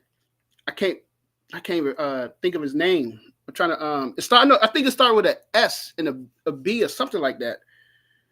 And that's where like the people from today with their army, the Azov battalions, they base their foundation from him. Well, I mean of Ukraine. Hold on, let's see. Can't even think of this Bama name, man. Dang, hold up. Hey, when Uncle Chip screen turned black, he in the Mac. Okay, let's see who we're talking about. Leonid Kravchuk was the first guy. He was a former comic. He was a Kravchuk and Kuchma, and they were both active. Kravchuk was in for about 3 years, and he lost re-election. Kuchma was in for quite a while. He was in from 94 to 2005, and he was quite successful. But he was a former communist. And then you had Viktor Yushchenko, and you had Viktor Yushchenko, who was in there for 5 years, and Yulia Tymoshenko was sort of cooperating with him, and from 2005 to 2010, and then they lost power, and Yanukovych came in. And Yanukovych and his group arrested Tymoshenko and Kuchenko and accused them of corruption and other things. And he was in power until the Maidan thing, and because he was essentially Putin's guy. And Putin wanted Ukraine to sign Putin was trying to follow the same steps as Bismarck had previously used to unite Germany in the 19th century, starting with a customs union to treat goods and services from Ukraine the same as goods and services in Russia. That was the first step. And then after that, they were going to vote for closer and closer ties, join the legal systems, and eventually Putin's plan was to annex or control as much as possible Ukraine. But the people of Ukraine wanted to join the European Union because that would give them access to 30 different countries to work and study and live in. And that's much more attractive than to be unified with Russia. Hey, do you see that's the guy I'm talking about? You see the picture I posted? Let me see if I can get back in. Let's see if I can get out of this and go back to this. See, I don't want to hear you old niggas. I don't want to hear you old niggas talking about y'all ain't good with technology, man. You see Uncle Chip up here swerving that goddamn Motorola. Swerve on that corner. Oh. So is that Kravchuk? I forgot his name. I don't think that's his name. No, he got a mohawk. He got a mohawk. I was gonna say, man, you know that landing strip kind of looked familiar. Damn me. Let I me go forgot his back and name, see if bro. I can see his picture here. Let's see in the list. It's called We in Restream. Let's But- see. He looks a little like Kuchma, who was in for 10 years. Man, all them crackers look alike. Let's see. You had Poroshenko, the chocolate man. The Let me Google chocolate. the chocolate man. The chocolate man, man. Hold on, man. Fuck it, I'm the chocolate man now, man. He lost the election to Zelensky. Zelensky won, and Turchinov, but he was only in for a few months. He was only in for 5 months. Yanukovych was the guy who called for Russia to invade Ukraine. Viktor Yanukovych, after he was ousted in the Maidan protests, the 2014 Maidan protests, he actually called for Russia to invade Ukraine, and then realized when the reaction was so strong that he screwed up. But Hey, you know, Petro Poroshenko. They call him Poroshenko. the chocolate king. Yep. He's the chocolate king. It's all about the candy chocolate, not because he was dark. I thought it was gonna be because he was dark. Man. Oh, No, they're all white guys. They're all white people. So he got his own chocolate factory? Yes. Okay. The chocolate king. I'll tell you a funny story that Belarus. The meaning of Belarus is white Russia. We still have. I was gonna bring them up too. Yeah, go ahead up. The funny thing about that is that Belarus. I met a lady on a cruise ship. She was, very very nice looking blonde girl, and she had a boyfriend who was skating, who was an ice skater for an ice show on the ship. And she worked in the casino, and she had a couple black clients who were betting on the casino, and they're curious. They don't know very much, and so they asked her where she was from, and instead of just telling them Belarus, she translated that. I'm from White Russia. And so they left the casino all in a huff, thinking that this is this racist country. What are they doing calling themselves White Russians? Are they racist against black people? We can't be betting in a casino with racists that come from White Russia.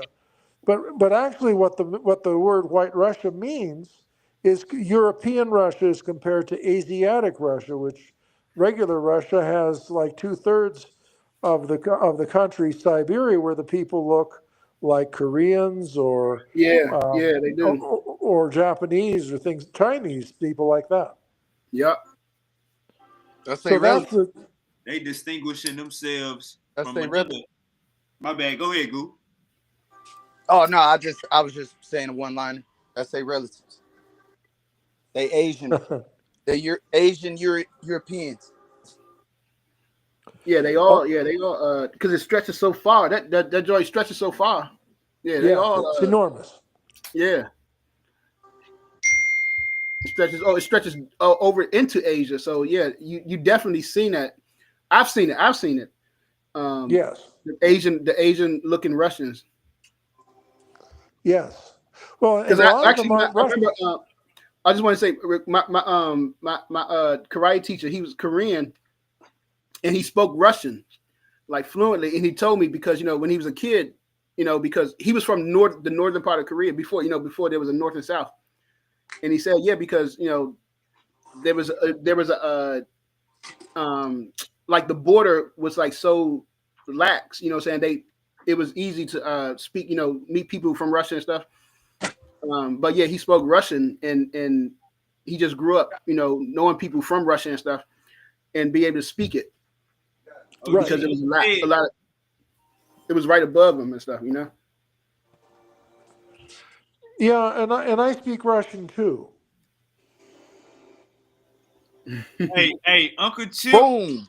Hey, Boom. Uncle Chip and Uncle said they both speak like 20 languages combined. You know what I'm saying? You put them two brothers together, Uncle Sid and Uncle Chip. Shout out Uncle Cedric. He in the chat. Uncle Chip and Uncle Sid, they speak like 20 languages. You put them brothers together, man.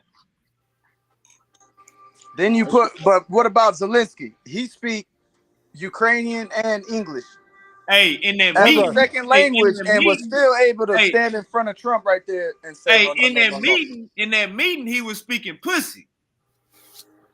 I say, yeah. I told you earlier. I said, shit. I think he should have defended himself better. I did say that. Hey, but wasn't the time and the place. Hey, Goo, I think he said too much. He was low key threatening Trump and Vance. No, he didn't, bro. They threatened him. They threatened him with withholding the aid, bro. And hey, Goo, you must ain't hear it. That nigga said, y'all gonna have problems with controlling these seas. Y'all gonna have problems in the future.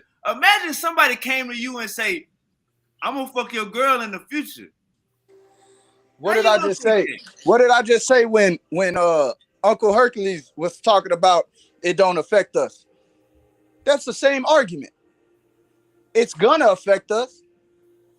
We might think we're invincible now. It's gonna affect us. Why you think the whole European Union is trying to stop this shit? It's not a coincidence.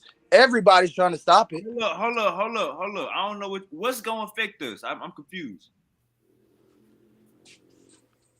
Several things. There's plenty. Because Russia has money. Russia is a prosperous country, but the people don't extend the same way it does to Americans as a prosperous nation.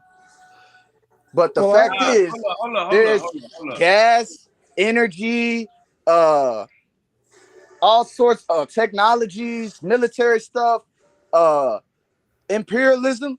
That's another thing we got to worry about. Americans we're looking at imperialistic shit right now under Trump.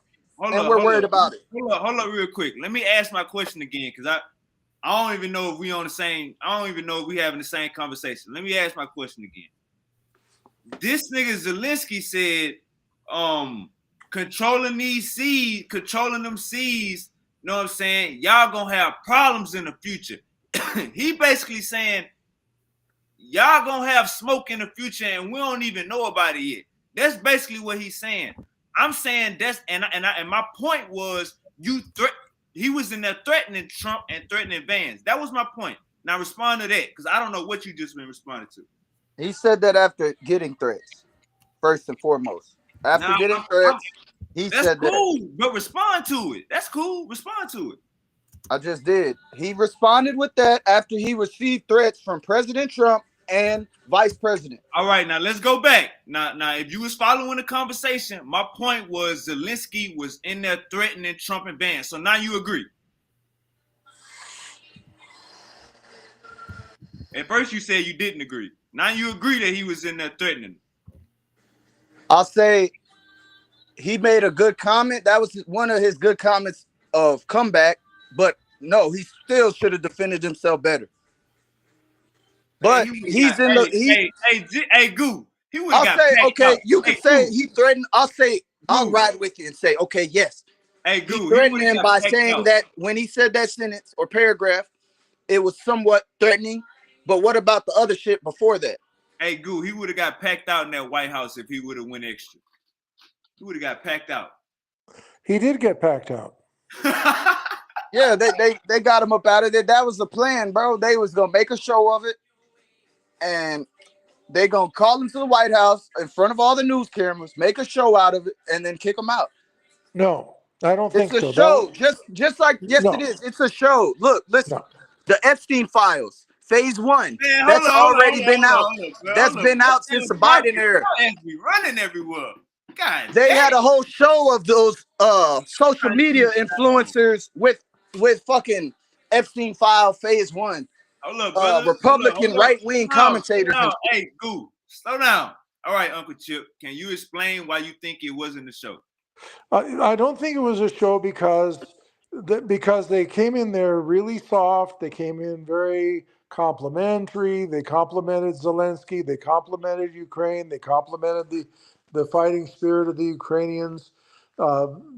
Trump had, in his view, the possibility of signing a $500 billion mineral deal, and I think he wanted it, and I think they were trying to get it. And they had an initial discussion where, in principle, they were going to do something. And Marco Rubio talked about it in a press conference. He said that they had a meeting in private where they had agreed to, where according to Rubio, they had agreed in principle on a mineral deal. They went around the table discussing it, and Zelensky ended it by saying it's actually a very good idea that the United States would be involved in and have an economic state in defending Ukraine against future aggression. It's a very good idea, but I have to present it to the Ukrainian Congress. And then, according to Rubio, as soon as he left, he said, I stuck it to those people. They said that, they said they wanted to take a $500 billion of our minerals, and I told them to go pound sand. And that's what came out from his news conference in his country. But Rubio says that the meeting that they actually had was not the meeting that Zelensky said they had. So already you had this frost going up between all the parties. And then, like any good salesman, Trump tried to get him back in the door. And the same as the car salesman, when the guy leaves in a huff, wants to buy the new car and dashes out the door and refuses to buy, the sales manager gets back on the phone and gets the buyer back in the dealership to sign the deal. And so less than a day later, Zelensky was going back for the signing ceremony. Chip. Hey, Didn't Trump stop the funds that were already approved by Congress? Goo, hold up. I think we just heard breaking news. Hey, Uncle Chip, did you just say that after the meeting, Zelensky went home and told his people that he told them to, what you say he told them?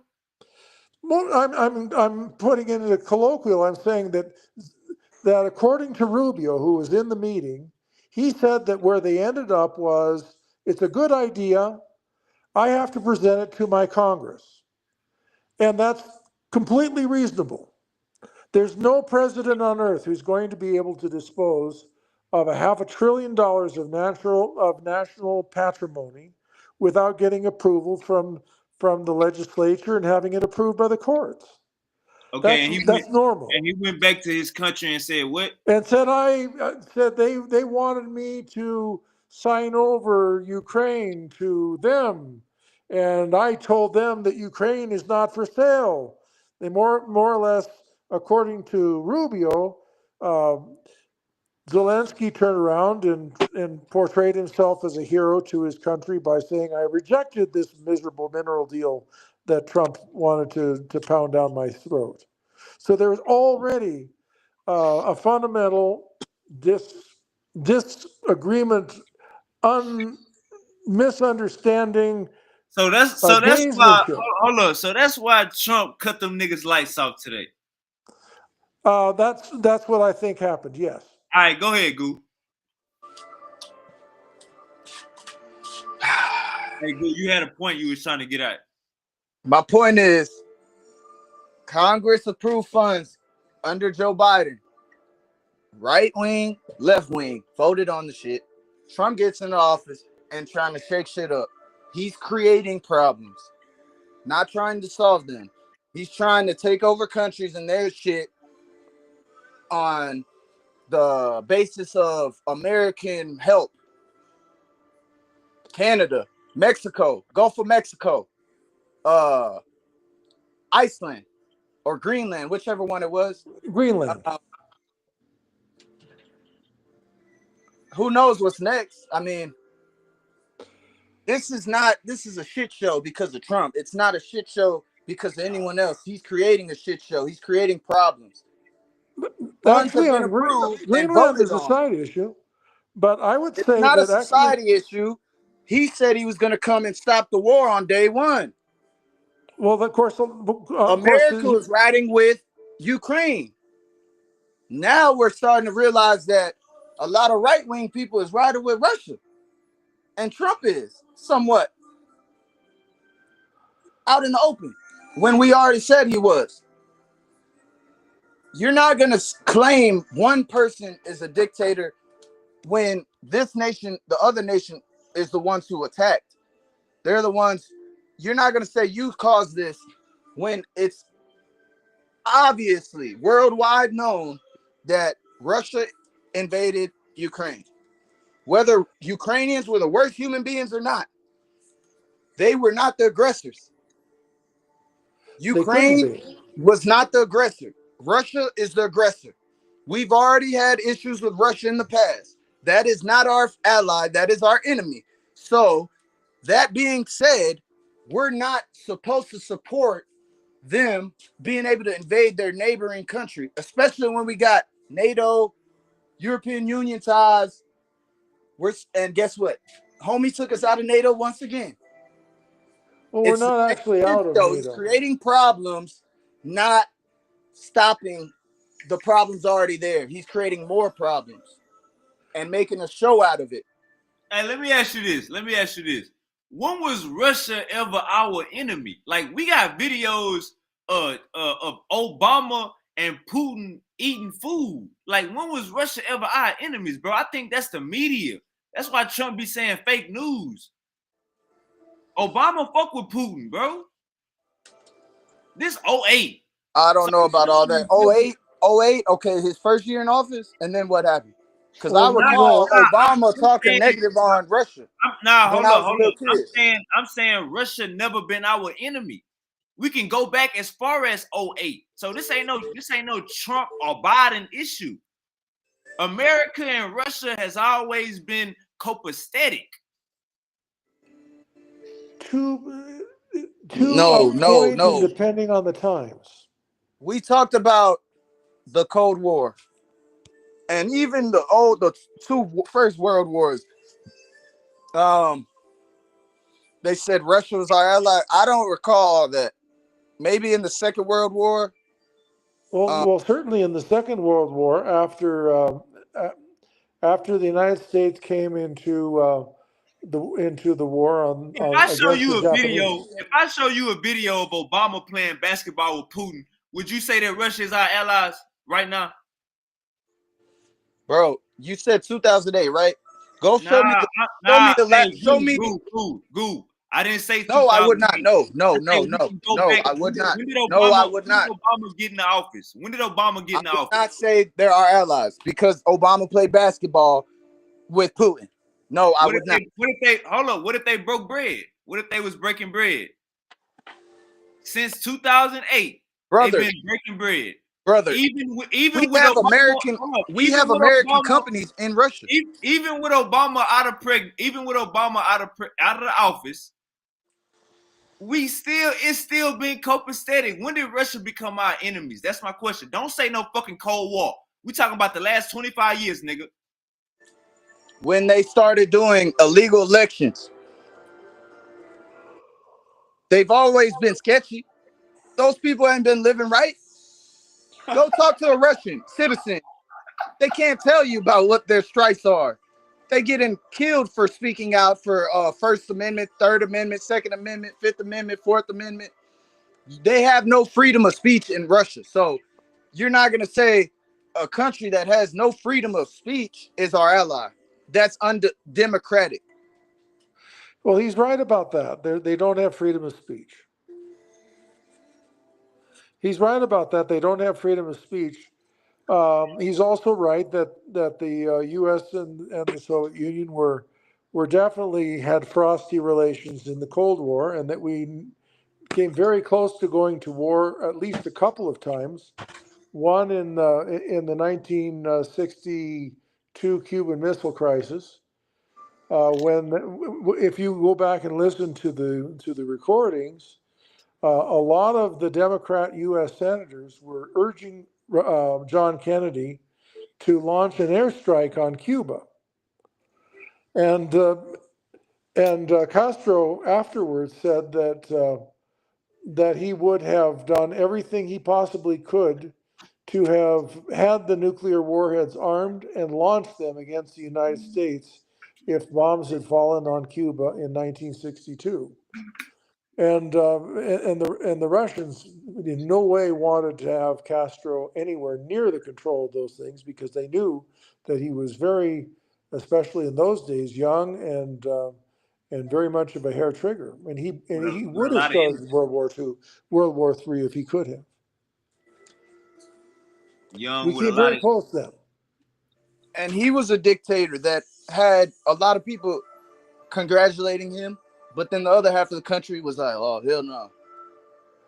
So to speak on what Uncle Hercules was talking about when he spoke about the Nazi shit, we got neo-Nazis in America. We had scientists who were German Nazis brought to man, America. Goo. I kind of moved the conversation on so we wouldn't even say that word no more. You know what I'm saying? Already. I kind of took the rug. Go ahead, keep going up. So my point is, we got those same type of people in America right now. I mean, a lot of them voted for Trump. All of them did, actually. All our racist motherfuckers voted for Trump. So we could talk about Nazi this, Nazi that, oh, he's this, he's that, but I don't believe majority of the Ukrainians are little racist Nazi bastards. I don't believe that. No, I don't either. The statistics are that less than 1% have any relationship with Nazis whatsoever or neo-Nazis. All right, hey, so with the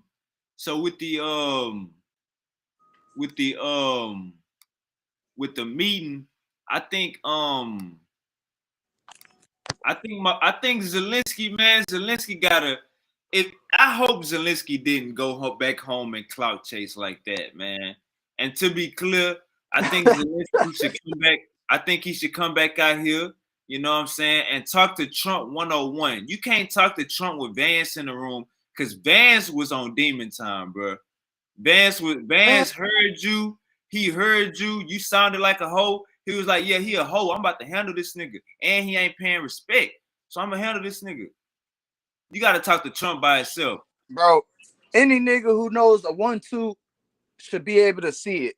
That was a 1-2, bro. The nigga backdoor. That was a backdoor, bro. That was the backdoor target. It wasn't no backdoor because Trump ain't even start checking the nigga until he started making little side threats, little fake threats. That's the only time Trump checked the nigga. When he was going straight at when Zelensky asked that nigga, have you ever been to my country? Zelensky was winning the conversation. Then JD Vance, he upped the demon.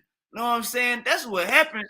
Did you see the times? Did you see the time stamp, Goo, when Trump and Vance started to get into it with him? It wasn't in the first minute. It wasn't in the 30th minute. There was two different videos. The first section, relax. The last 5 minutes is when they got into it. Out of that 50-minute video. It was at minute 43 that Trump started going off on Zelensky at minute 43. They had 40. Yeah, it was in the very beginning, bro. It was 43 last minutes. 5 minutes. It was during the very beginning of the whole meeting, bro. From the jump, it was some questionable shit. Well, Zelensky jumped in like 2 or 3 times in the first half hour, and they let it go. He jumped in 2 or 3 times before they started getting frosty with him. But that was a sign. But he was for Zelensky. For Zelensky, when he heard stuff he didn't agree with, that was a sign to get out of there and go back to negotiating. Go back to Rubio. Go back to ambassadors. Bro, I think it would have been worse. Go ahead, Sean. My bad. Nah, go ahead. You finish the sentence. Let me pull the screen. I think it would have been worse for him to just up and leave out of getting disrespected by them than him sitting through it and responding the way he did. The way he did was still respectful. Hey, y'all capping. Trump ain't go off on this nigga at all. But watch, we about to watch. We about to watch together. See what the time spent Trump did was. say fuck shit. He Nah, started I'm talking about without our I'm talking stuff. about- Without nah, our nah, stuff, nah, you're, nah. Hold you're up. gonna lose We this talking war in about- one day. Hold up. We That's ain't what talking he about said. saying no. That's Hold what up. Don't move the goalposts. Hold up. Don't move the goalposts. We talking about it didn't get heated. It didn't turn into no No, back you said and Trump forth. never said nothing. Hold up. He did say shit. Hold up. Slow down. We know Trump said shit. It was a meeting. What the fuck you talking about? That ain't what we talking about. We He talking said about some negative we talking shit about- towards Zelensky. You just said he didn't Hey, say you just gotta mute your mic and we can finish. All right. So what I'm saying is, we know it's a goddamn meeting. Why would you be on mute? No, we talking about they didn't go back and forth. It didn't get heated until the last 5 minutes. But Chip said it got heated at the 1 minute mark. Let's watch it. No, I said it got heated at the 43-minute mark. I'm pretty sure that when Trump entered, it was 43 minutes, and when Vance entered, it was 40. Hold up, but you just said if we go to the 1 minute mark, it was heated at the 1 minute mark. No, I didn't say that. I said the 40-minute mark. Nah, Hey, you did say about 1 minute and 58 at seconds. the very beginning. You said Both 1 of minute y'all and said it. 58 seconds, something like that.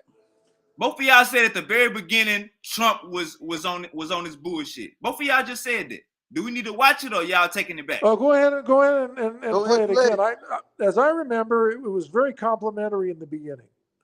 Trump was saying, All right, so good let to me ask have y'all you. again. When did Trump start tripping? At minute 43. Okay, so we agree. The last 5 minutes of the video, that's when it got crazy. I looked at the video like twice, bro. You know, I seen enough. So I'm not specific. I might be wrong, but I thought it was earlier in the video. It could be later. I could be wrong. Either way, they said some fuck shit. Hey, In my this is what opinion, happened, Goo. that's my opinion. This is what happened, Goo. This is what happened. I think we saw a clip of the video. The clip that we seen, it was all gas, all smoke. It was Trump putting that nigga in his place. We saw the clip from Instagram, Facebook. That's what we saw. This I ain't even noticed till today that the interview was 40 minutes. You know what I'm saying? I ain't even It noticed. was 54 minutes, I'm pretty sure. 50, yeah, my bad. 54 minutes. Yeah, I thought it was about 20 to 30 minutes, to be honest. No, I'm absolutely positive it wasn't deliberate. Trump did not want the shit show. He wanted $500 billion in minerals. That's what Trump wanted. But this my let's thing. go. If y'all already discussed this and didn't come to an agreement, Trump, Rubio, they've already said some shit that wasn't true, and then the other nations are coming back and saying that's not what our conversation consisted of. So these niggas are not credible off the rip. We've already had multiple sources of separate countries and their presidents saying that is not what happened in these conversations. So well, I mean, they're questionable. They're questionable off the jump. Everybody's questionable in this thing. Everybody's questionable. Yeah, but Zelensky's it's a questionable. difference. Trump is questionable. The shit show diplomacy is super questionable. Very sketchy. And so you know that though. But Uncle Chip, when Joe Biden talked with other people and touted what they talked about, you didn't have pushback from the neighboring country he just spoke with, saying, no, that's not what we discussed. That's not true. What he said, I didn't agree to that. But with Trump, you're seeing that. And we saw that the last 4 years he was in office as well. So it's a repeat. Hey, look, this is what I think need to happen, bro. He got to come back and talk to Trump by himself. It sounds like both of y'all are saying that, what's his name? Mark Rubio? What's his name? Marco Rubio. Yeah, no neck ass Marco Rubio. Hold up. No fine having ass boy. Hold up, Goo, relax. It sounds like both of y'all is saying that Marco Rubio basically didn't even get into it, So he possibly was neutral or had a cool head. It sounds like Zelensky need to go in there and talk to Trump and Marco Rubio then. But that'll make JD Vance look bad. So Zelensky need to talk to Trump by himself. Bro, JD Vance is trying to seem relevant. I've seen more of JD Vance. I thought I wasn't gonna see JD Vance. I'll be honest, because we know the vice president ain't really much, but the second guy, if the first guy dies, that's really what he does, and a little diplomacy with other countries.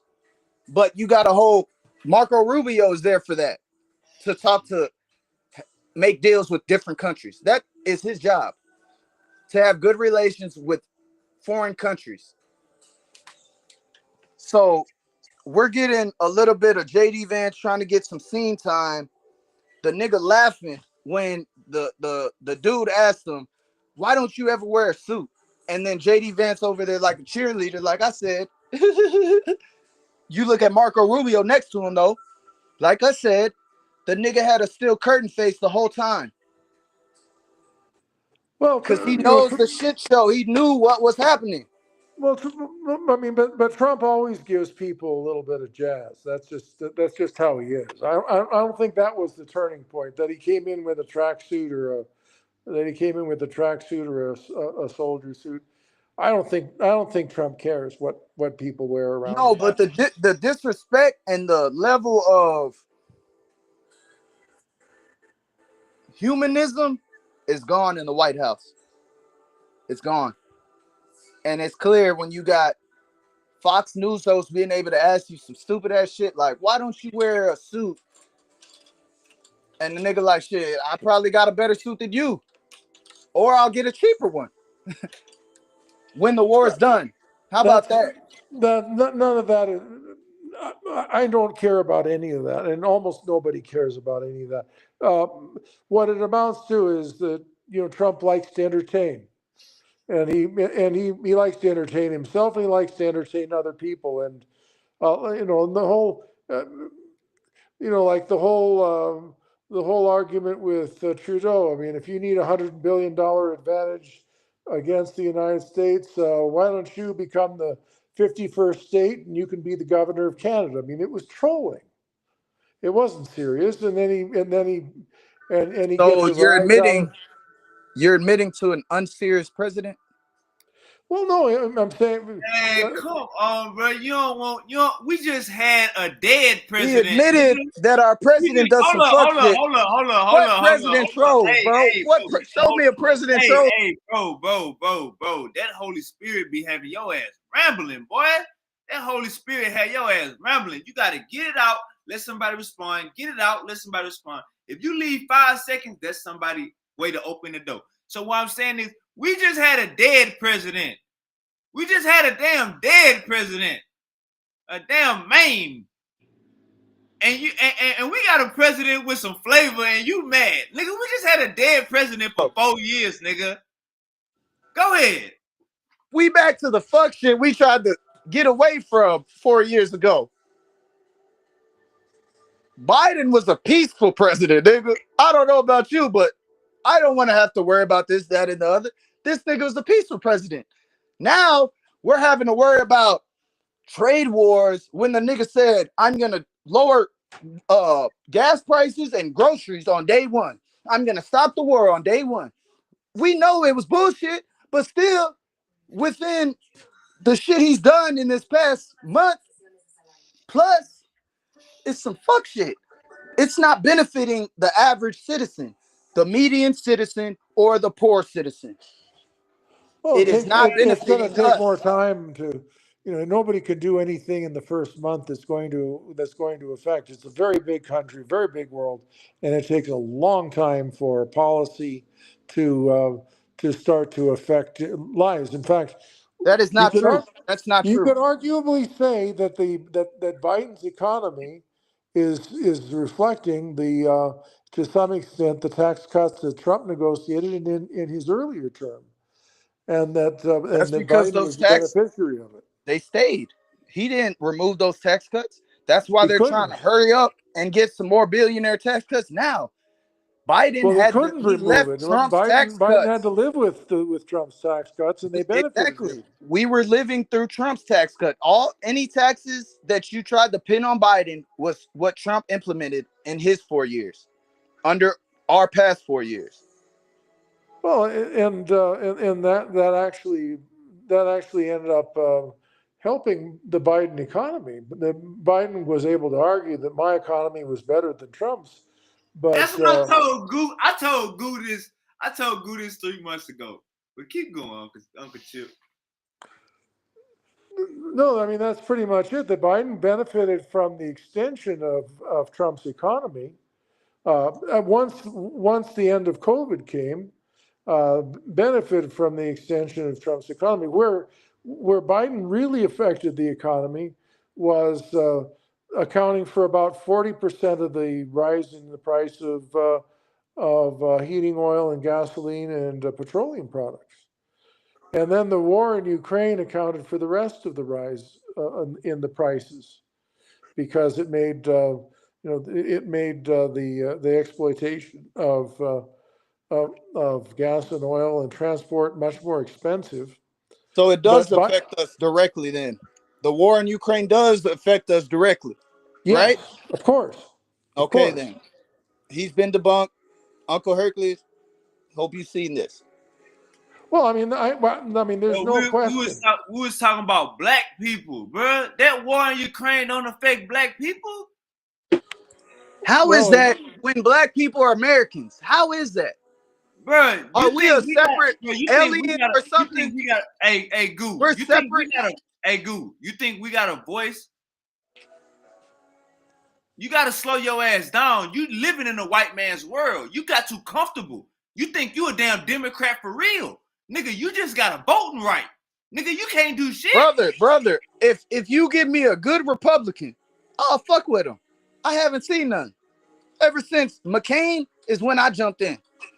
I saw what McCain was talking about. It wasn't looking good. Obama, he was talking good shit. He happened to be a black man. What Trump say? What Trump say about McCain? Nigga, you a op. This nigga said he is not he's not a hero because he got caught by the opposition and they tortured him and he can't even lift his arms above his head.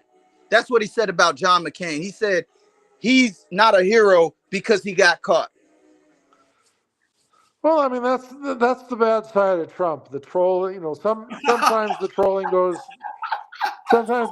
goes too far. So he's entertaining. He likes to entertain. He likes to be entertaining. It ain't about too far. It's about what we expect from our president, and his expectation as formally, exponentially. Y'all just bullshit. Mad. Y'all just mad. He's not a true president. Y'all just mad because Trump not acting white. Y'all want a white president to act white. Y'all mad a white president not acting white. That's what you niggas mad at. Stop being mad. How's he not acting white when he just said all the white people of South Africa are refugees? Stop being mad to Cracker like Naomi Campbell. He said all white people from South Africa are considered refugees to America. Stop being mad. He is very much acting white. He is very much acting white. Took away DEI. All right, relax. Very much acting white. Brother. Damn, you too emotionally invested when you ain't got no fucking voice. Don't get mad when Trump be dancing to Kodak Black. Don't be mad when Trump be dancing a raw wave like this, throwing up them L's for Lamb Run. You niggas is mad because a white president is not acting white. I never heard the hypocrisy. Bro, your hypocrisy is relevant. I mean, prevalent. The dude made white people in South Africa who had more land than the original black people to begin with. Talk about something, Tony. This nigga be that ain't nothing, bro. That's not. That is fucking. That is his laws, his executive orders. What is you saying? The DEI, affirmative action. This nigga's one of the most racist we've seen. He is the most racist we've seen in modern history, though. As the president, Well, you'd have to I give mean, what are we you'd talking have to about give here, my guy? Woodrow None of the Wilson that. presidents Go look ever at had his slaves. executive orders. Hey, Go what look you- at his hey, executive orders. hey, you can't go off and wait 5 seconds to think of something else to say. That ain't how this conversation gonna go. It's hot takes, fast takes, Subway. So listen, nigga, none of the presidents ever had a slave. Trump is the most racist president, so none of the other presidents ever had a slave. Listen to your damn self, brother. I said he's one of the most racist, and he is the most racist in modern history. How many presidents had slaves before? Listen to yourself. You got hey, Goo, this is what I be talking about. Once it get past 9 o'clock, you pick that. Once it get past 7 o'clock, when you get off the clock, you pick that goddamn cup up and you start saying crazy ass shit. Nigga, we in America, nigga. You ain't got no fucking voice. Every president had slaves, nigga, until recently. Cut that goofy shit out. Well, let's see. Washington had slaves. Adams. There's a difference with Jefferson has the slaves. time frame of them having slaves, and then after the fact, when there wasn't slaves, and they're still trying to hold black people down. Hey, cut it There's out. a big difference. Hey, We know Goo. Abe Lincoln wasn't trying to free Goo. the slaves because Hey, he wanted to. It was because he had to. Hey, Goo, this ain't Facebook. You can't edit your post, nigga. You said what you said, nigga. You said Trump, most racist president. Then, once I got on your ass, you backdoored and said in modern time, and now you talking about that is not true. Go look back. Go look back. Go look back. Put the Holy Spirit on you. Now, like I was just saying, all these damn presidents had slaves, and you want to talk about Trump is the most. This ain't Facebook. You can't edit your goddamn speech. Speak your speech. Be right the first. All right. Not selling black people houses in his apartments, hotels, making sure that the black workers were not on the floor at his casinos when he arrived. God damn. Coming out and putting out a full page ad to condemn those 4 black kids from New York who was innocent. File a complaint on your president, nigga. There's plenty, bro. Saying that the white apartheid people from South Africa are getting racially targeted because the black people were racially targeted from the jump when they came. Hey, free out my niggas in prison and in the county. File a I-60, nigga, with your complaint. You can't stand in front of me on Trump, bro. You can talk loud and say some shit. But what I did say was I fixed it. God damn, brother. See, that's how I know you ain't listening. You ain't having no conversation. Goo, listen to me. File a I-60 with your complaint. File a I-60. Put your badge number and say, yeah, Trump is being mean to us. Trump is being mean. File a I-60. That nigga said I-60. Look, at the end of the day, bro, I'm not worried about Trump being mean. I'm worried about Trump having the level of professionalism, which is not there. That's what I'm talking about when I talk about a president. When you think of the president, you like, oh, someone to look up to. Trump is nobody I could look up to. Nah, nigga, you might be able to look up to him. Hold up. You can look up to Trump, but bro, you is the 6% of black people. Go, hold up. Hear me out. This is America. You in a damn white man's land thinking you important. The hell is you talking about? The hell is you talking about a president is somebody we supposed to look up to? So the past goddamn what president is Trump? What president is Trump, Uncle Chip? 50, 54, 52? He's 45 and 47. Okay, 45 and 47. You telling me the last goddamn 45 and 47. You telling me the last 45 presidents you've been looking up the white man your whole life, Goo? The last 30 years of your life you've been looking up the white man? Cut this shit out. A president ain't no somebody the president is somebody who white people look up to. President is somebody who set an example for the white people. That's not our goddamn leader. You got to cut that shit out. Trump has got some new flavor, and the crazy thing is he resembling more to us than any of these other presidents besides Obama. You throwing these fallacious claims out there trying to make Trump. Hey, look, this is the wild thing. This is the wild part right here, guys. You throwing out these fallacious claims trying to make Trump out to be this goddamn this goddamn racist motherfucker, when in reality, we got pictures of Joe Biden with goddamn James Byrd, whatever the fuck his name is, the founder of the KKK. So, brother, you got this Democratic Holy Ghost. I don't know what the fuck this goddamn Democratic God is possessing you. Nigga, blasphemy. Bro, who had the KKK leader at fucking Mar-a-Lago? Joe Biden? Well, actually, he's not. He wasn't KKK. He was brought. He was former KKK leader. All right. No, Hey, no, Chip. no. Hey, Chip, don't clean it up. Don't clean it up, Chip. No, I'm not cleaning it up. He had Kanye West, who was a friend that Trump knew in show business. He had Conway West for dinner, and Kanye brought this guy Nick Fuentes, who is a who's a racist, and Trump didn't know who he was, and he let him in because Kanye brought him, and then Trump found out later that he was a crazy racist, but he didn't realize that Kanye had a mental diagnosis, and he didn't know what the hell he was doing. Chip, you still didn't know. That's a separate incident. Nick Fuentes is not the leader of the KKK, my guy.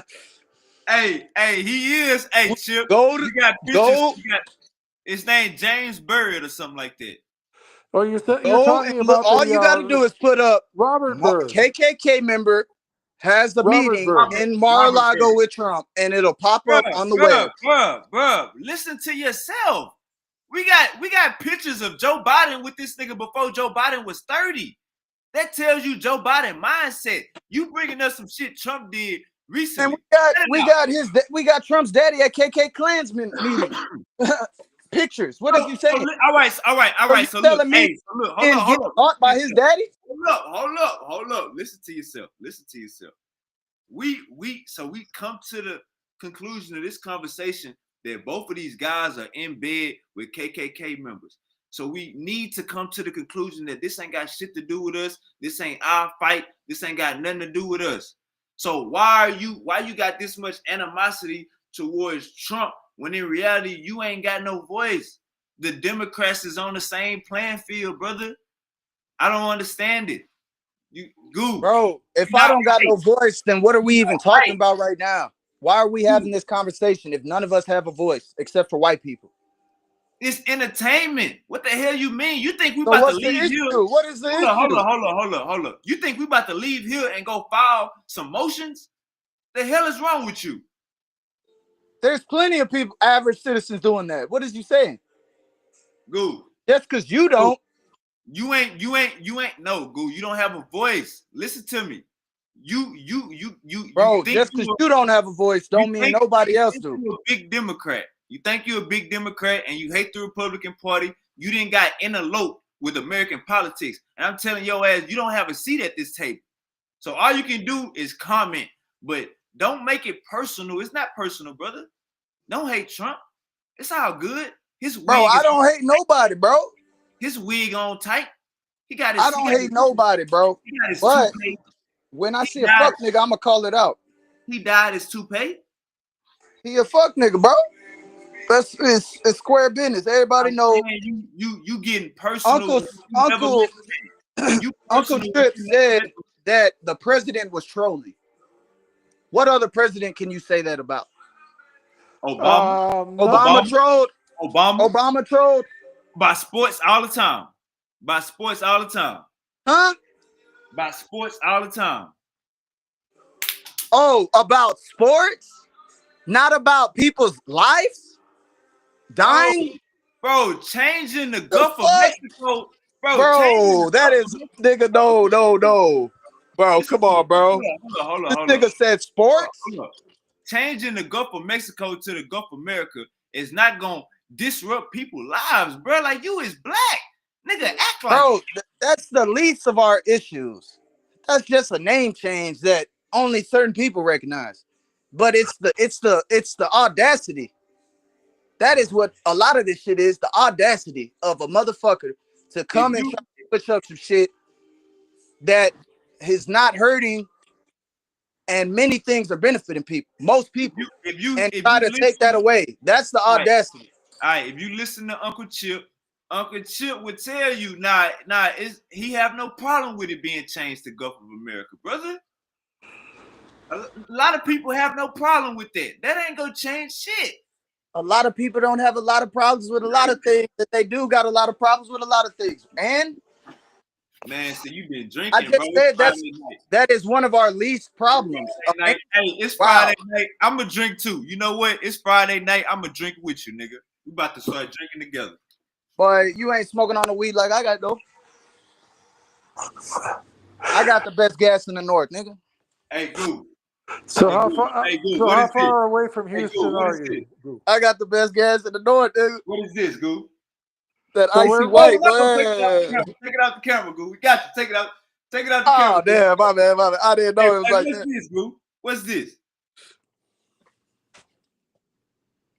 What That that is? bitch. What that is? What the do say? Come on, man. I'm gonna Come get on, on your man. level. Let Come me on, get on man. your level, and maybe I can get as passionate as you. Let me get on You your know I level. fuck with that do say, man. Maybe I can get as passionate as you. Let me get on your level. Uncle Chip, pour you a margarita. You say you in Colombia? Pour you a margarita. You gonna make me go to the There store and isn't get any some. alcohol in the house here. Maybe wine someplace. I don't know. So you ain't got no alcohol. It's too late to make a store run. No, It's too late to. It's too late. Everything's shut down here. Where you at, Uncle Chip? I'm in Bogota, Colombia. Oh, He in that Puerto boy, Rico. that's the nation capital, huh? Chip gonna be in Puerto Rico, Colombia, or Florida. That's what Chip gonna be at. He in 3 spots. I've never been to Puerto Chip Rico. think he's slick with them young women out there. Nah, Chip married. Chip married. He got Chip married. Yeah. I've talked to Sean about the dating scene in some of these places.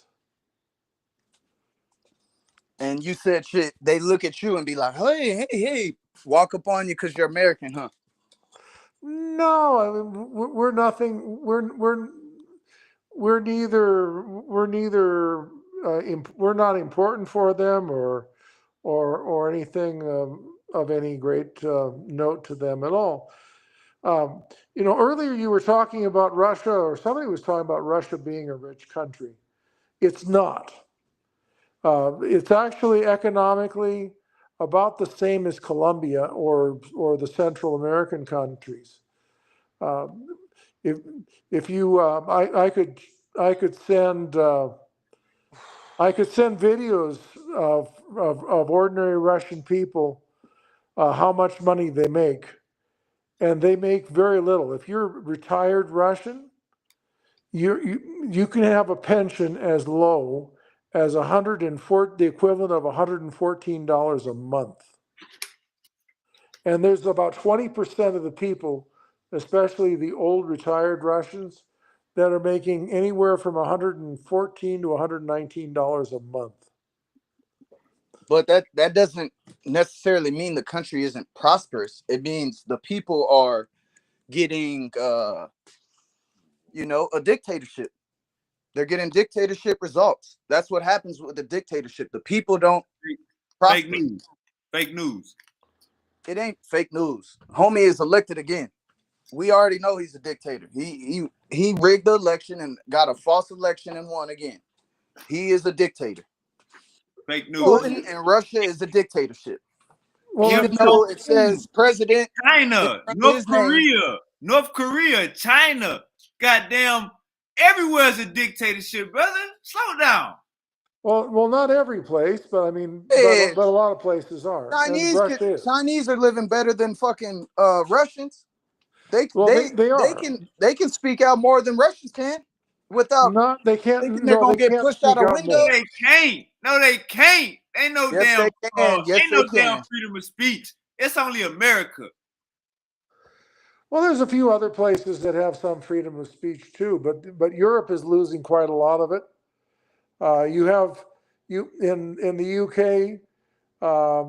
There's several things going on. One is that you have people who are being arrested for living in a zone near an abortion clinic, and then are being told that if it's found out that if you live within like a mile or a mile and a half of abortion clinic, and you in your house behind closed doors have a prayer meeting saying, "Oh God, close the abortion clinic," and it becomes known that you were saying prayers against abortion, you can be arrested for your private prayers or your private speech behind closed doors Hey, if hey, someone becomes aware of it. Chip, Uncle Chip, check me out.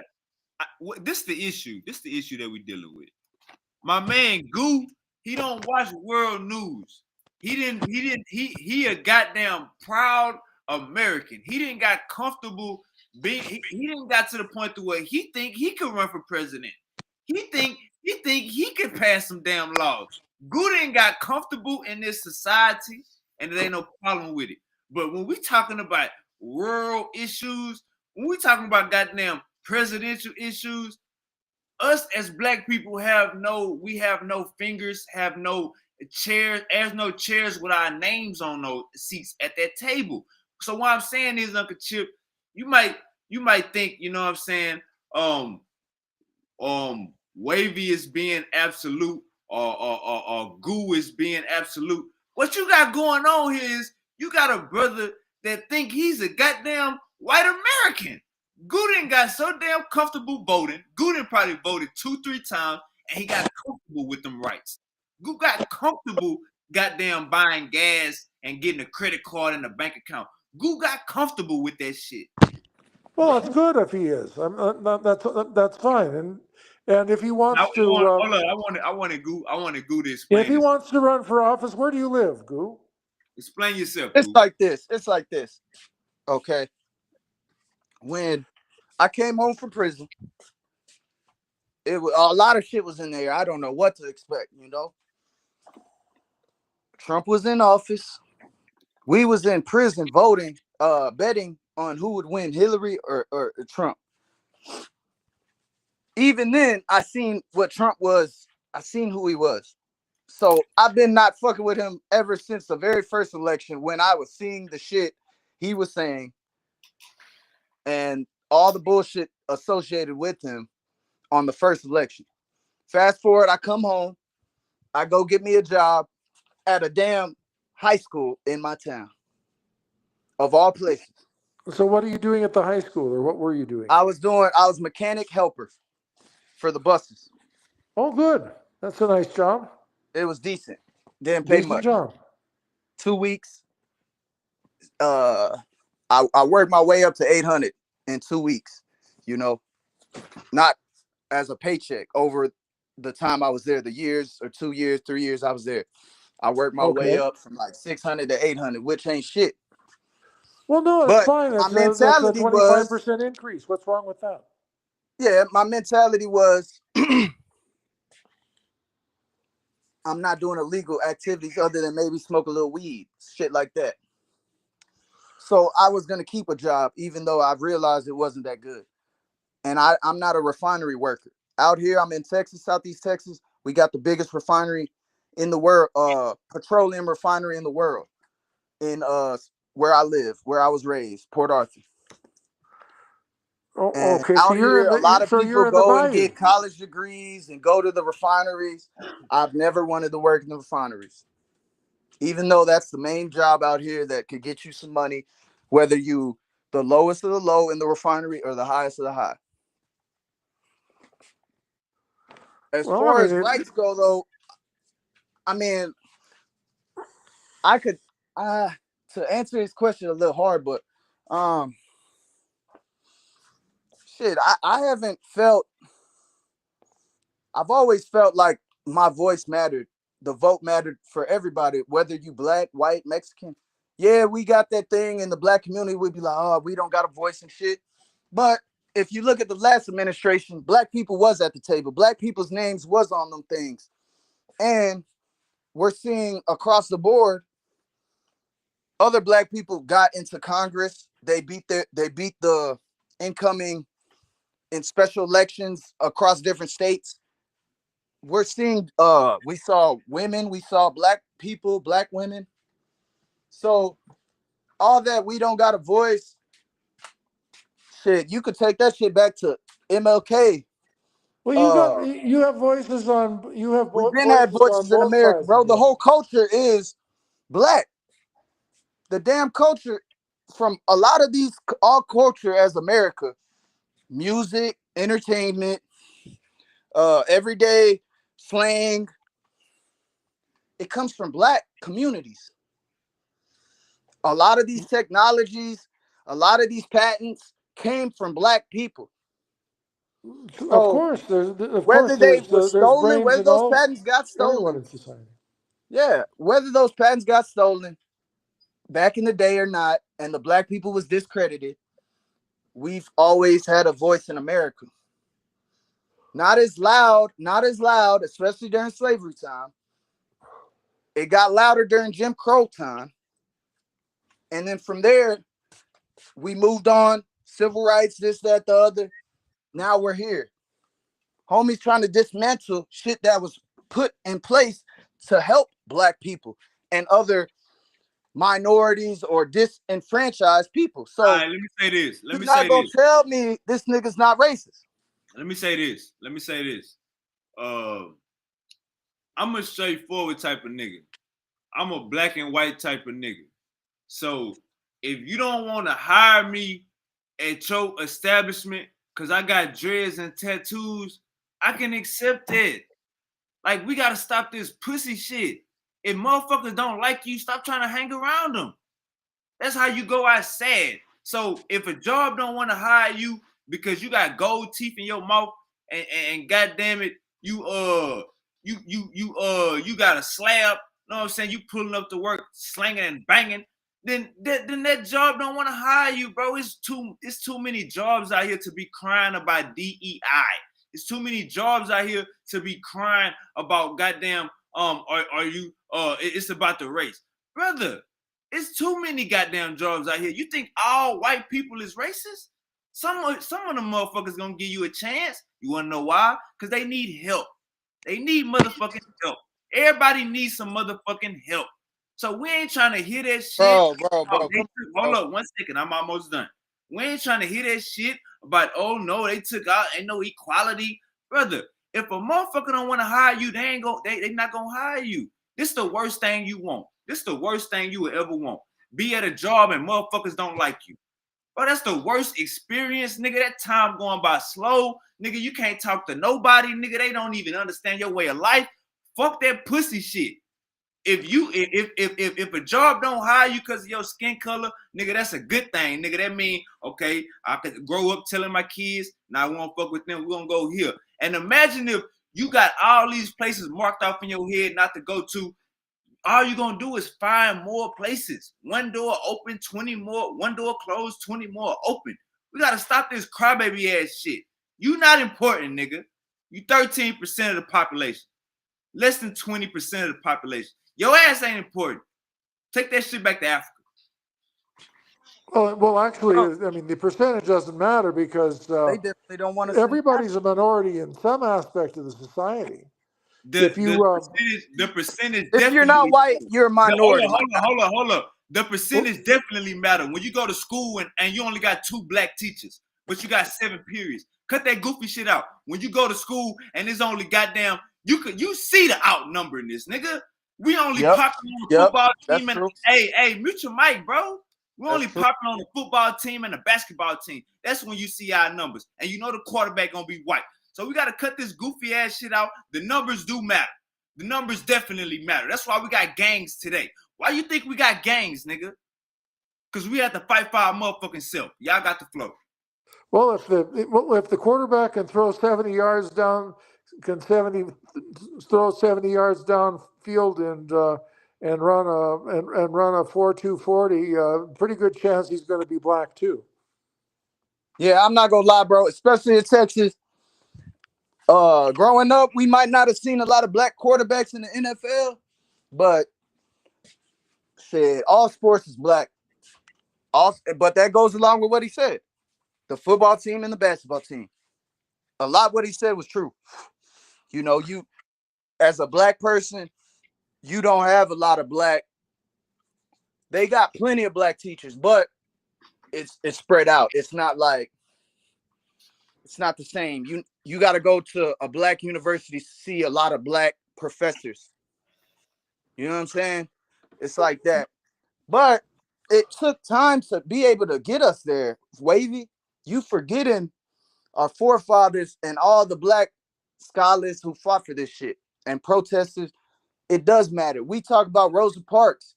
We talk about the other girl before Rosa Parks who didn't get up too.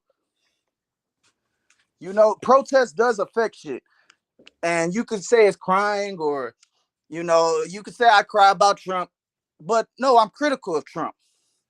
I'm critical of whoever's the president.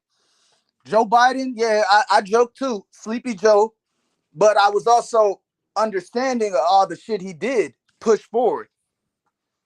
He did a lot. Now we could say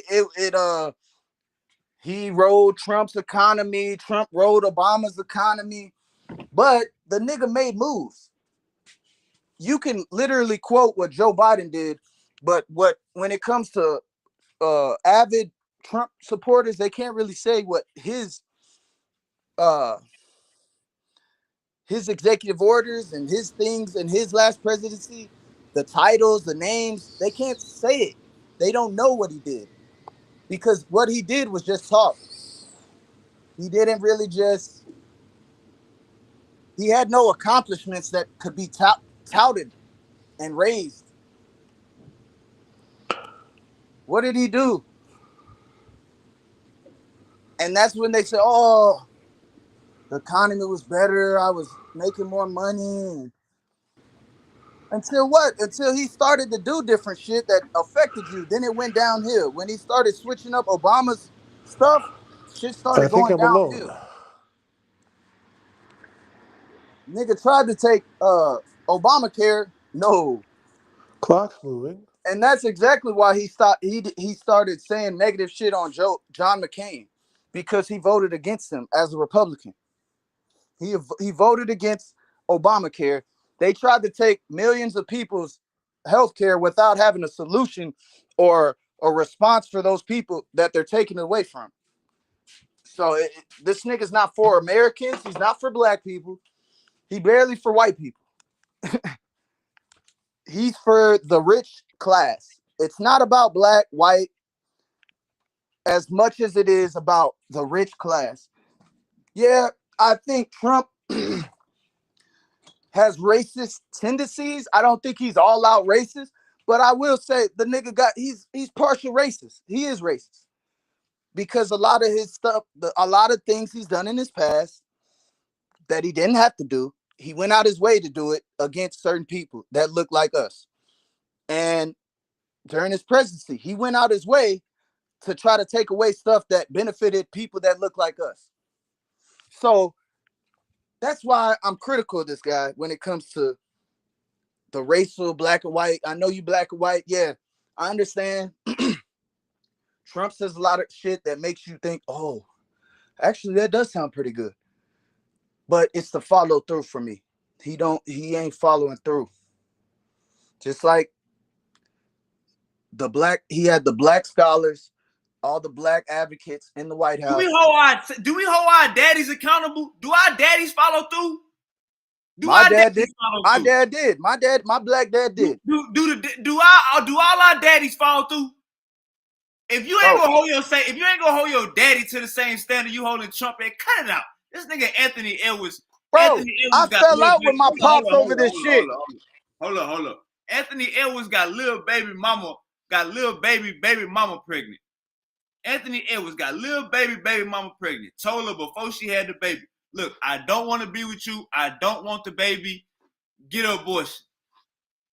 You can say Trump in office, it made it a little difficult, but she didn't get the abortion. Now she got the baby. Now he went to court, signed his rights over, say, I don't want to be in the baby life. I don't want to have nothing to do with the baby. You can put me on child support.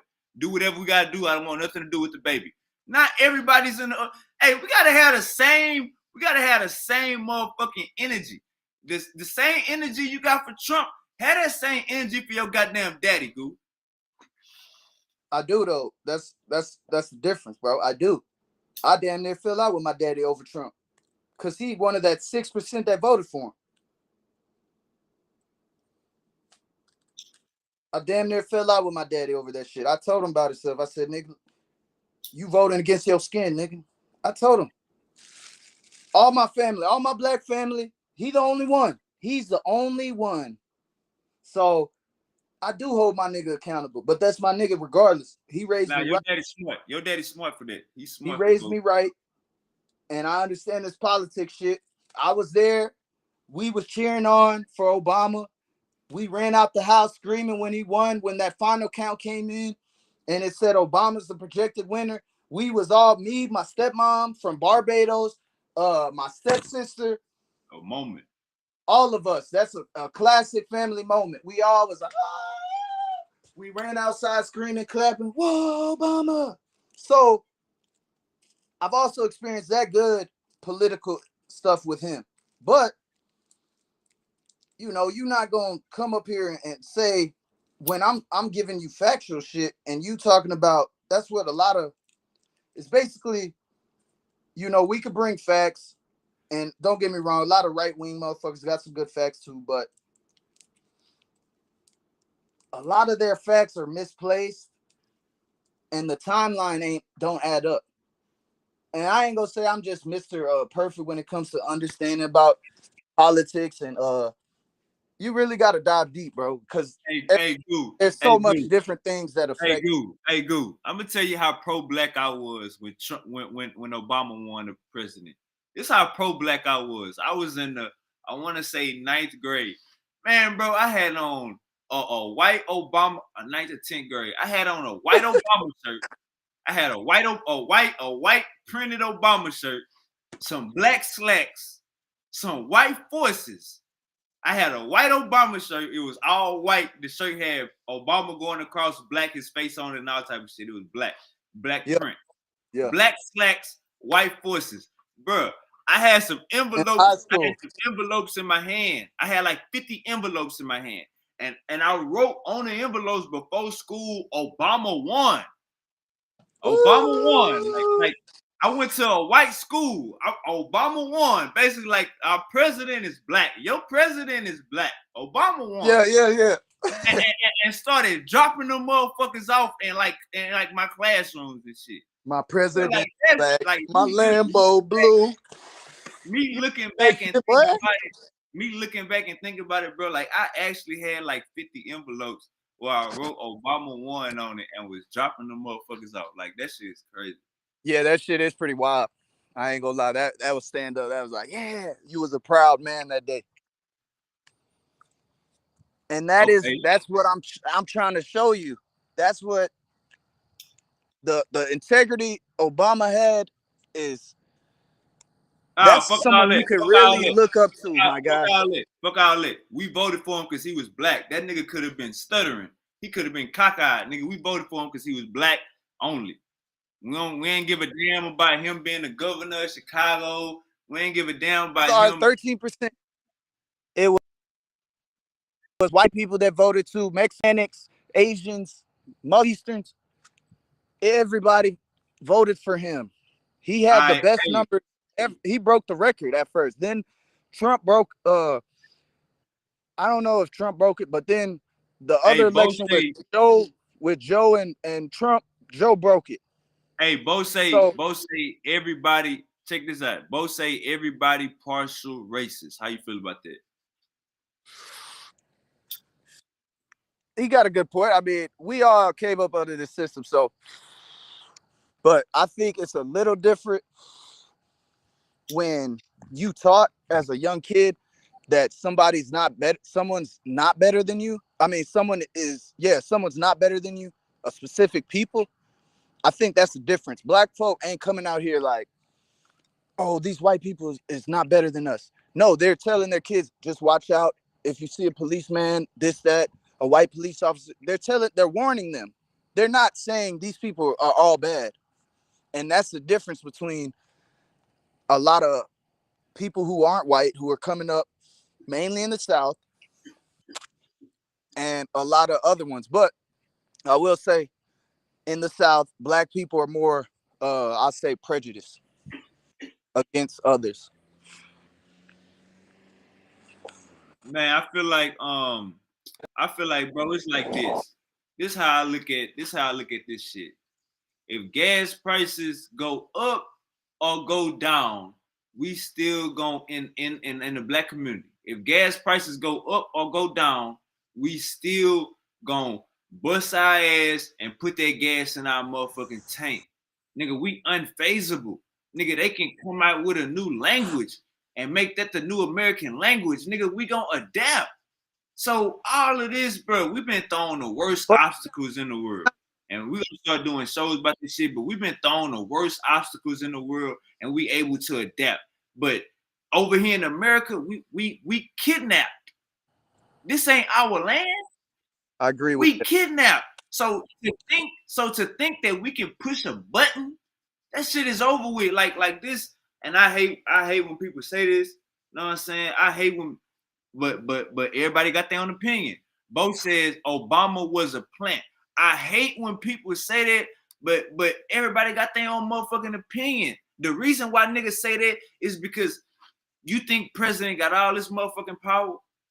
Or we showed you when Obama was in office, you know what I'm saying? We thought that we could go get reparations and move mountains and goddamn build more black cities. No, bro, it's a program. This ain't your fucking house.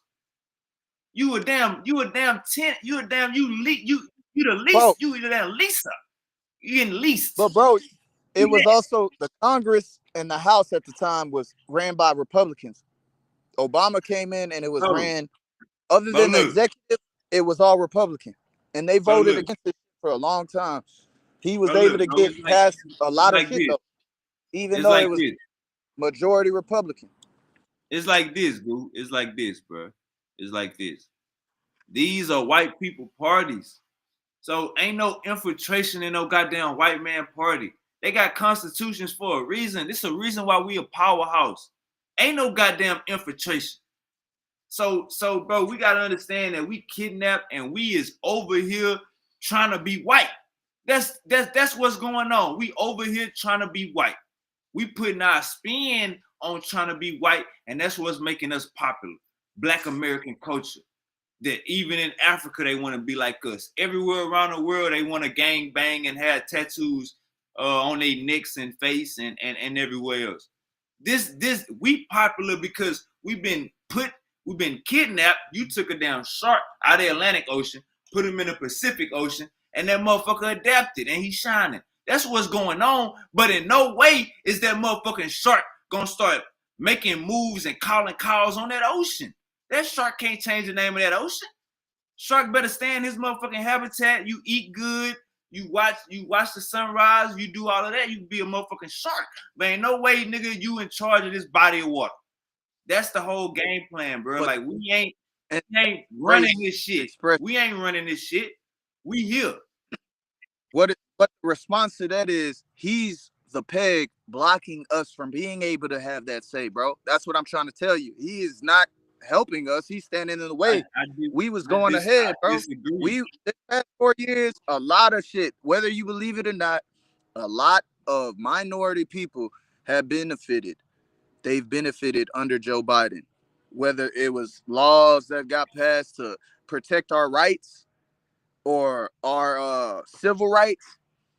You know, that's not where we're headed now, bro. It takes those rights to be protected and people to actually be like, yeah, you get in position, you in position. He is taking us from position, my guy. He's not. Look at Joe Biden. He put the first black lady in office, first Indian and first It's black, like this, bro. It's like this. It's like this. It's like this, Goo. We legal over here. So that immigration or immigrant shit, that don't apply to us. Those are illegal people. We legal over here. So when all that opening up the border, what's the point of having citizenship in the United States if you're gonna have the border bust wide open like that? What's the point of wearing a condom if you're gonna bust it open like that? But we gotta cut it out. We gotta cut it out. What's the point of you going through this? No, I understand. I understand a lot of the hate towards the border process stuff. to be a citizen. I got African family members that still ain't a citizen. still on visa? What's the point of you going 21 Savage on a fucking visa? What's the point of you going through this whole process if you got motherfuckers that could just come in here willingly? But we gotta be rules and standards. That last administration failed us on that, bro. You gotta accept it. We not no damn illegal immigrants. We kidnapped legal immigrants. Well, I'll say there was a push because COVID that brought those people here. And I feel like Joe Biden, even though we allowed more people in, it's already understood. Most of them is not fucking criminals. But let me move on from that. Most of them is not criminals, rapists, murderers, whatever. That's the thing. We don't know what they is. They could be. They can But- have Dragon but- Ball Z's. They can have Dragon Ball Z balls. They can have The Pokemon thing- balls out. We don't know what's going on. So imagine that. The fact is, not from here. You know, they came illegally. I understand that They aspect. can have wings on their But- back. We don't give a damn. You got to understand, immigration issue it's before we was born, brother. Before we was born, they've been fighting back and forth all these decades on this same fucking thing. All Trump did was highlight the last administration ineptitude to control that issue. That's all Trump highlighted. You right. It's been going on, brother. All Trump highlighted was, hey, we got a problem over here, and these motherfuckers can't do shit about it. That's all Trump did was highlight it. You ain't had no president He highlight Obama certain shit millions. that's true. Obama shipped out millions. A lot of times, president will highlight shit that ain't true and won't come true. Like what you just said earlier. You hold presidents on their word, bro. That's the worst thing you can say, bro. Like, do you hear these niggas? Nigga, they all lied. Nigga, go back and listen to Obama debate with Mitt Romney? Go back and listen to that debate, bro. Ain't no president about to come on that motherfucker. Hey, I'm gonna do this. And on the first goddamn year, the first 45 days, it's gonna be done. We gotta cut it out, boo. We gotta cut it out. The way Obama came was through Congress. When it gets passed in Congress. That's the difference about how Democrats come up about it. They don't claim shit. I'm not going to sit here and say Democrats don't lie too. And all these politicians lie. But there you go. Openly under the table. But a lot of lies get misconstrued. They weren't able to get it done. They planned on getting it done, whether it's anybody, Republican, Democrat. They planned on getting it done. But then there's the difference between planning to do something and really, trying to get it done and it didn't come out because of whatever, versus just outright saying some bullshit that you have no understanding of how you would even get it done or if it's legal. And that's what Trump does. He says illegal shit. Like a lot of things he's done is illegal. So you're not going to tell me integrity don't matter, bro. Let me ask you this. Low key heading towards a constitutional crisis if he does not accept let me ask you this, Goo. that are denying his executive orders. If he does not accept those judges' orders, we're in a constitutional crisis. I got you. Let me ask you this. Why the last 2 years? Why the last 2 years of Biden's administration? They was working on the wall. Why they was doing that?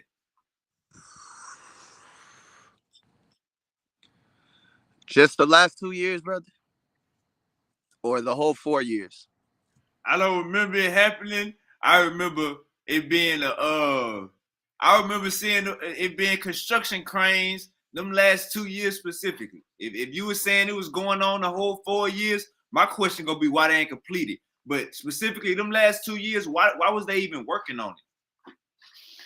Why would they complete it when the guy before them said he was going to complete it and didn't even complete 5%? I think he did like less than 3%. So you need to hold the nigga who's saying all this shit accountable, brother. And that's where a lot of this shit, in my mind, I'm like, wow. Man, you forgot they tried to put him in jail? Man, you forgot they tried to put him in jail? Did you forget?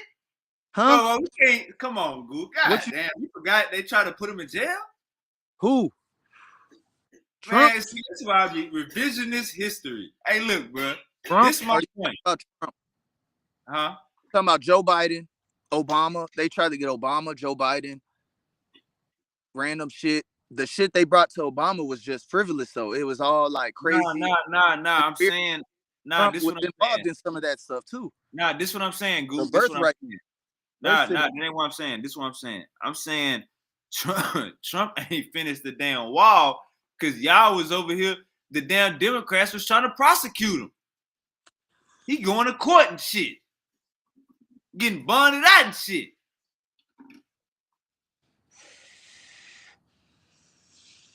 Bro, he is bending the damn rules to their brink, bro. Ain't All nothing the wrong with rules. that. He got a Ain't black, nothing wrong with he that. got the darkest nigga The as rules a are meant to be judge defending his Hey, racist, Goose.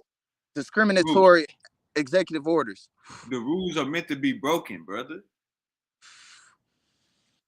I mean, my bad. The rules are meant to be.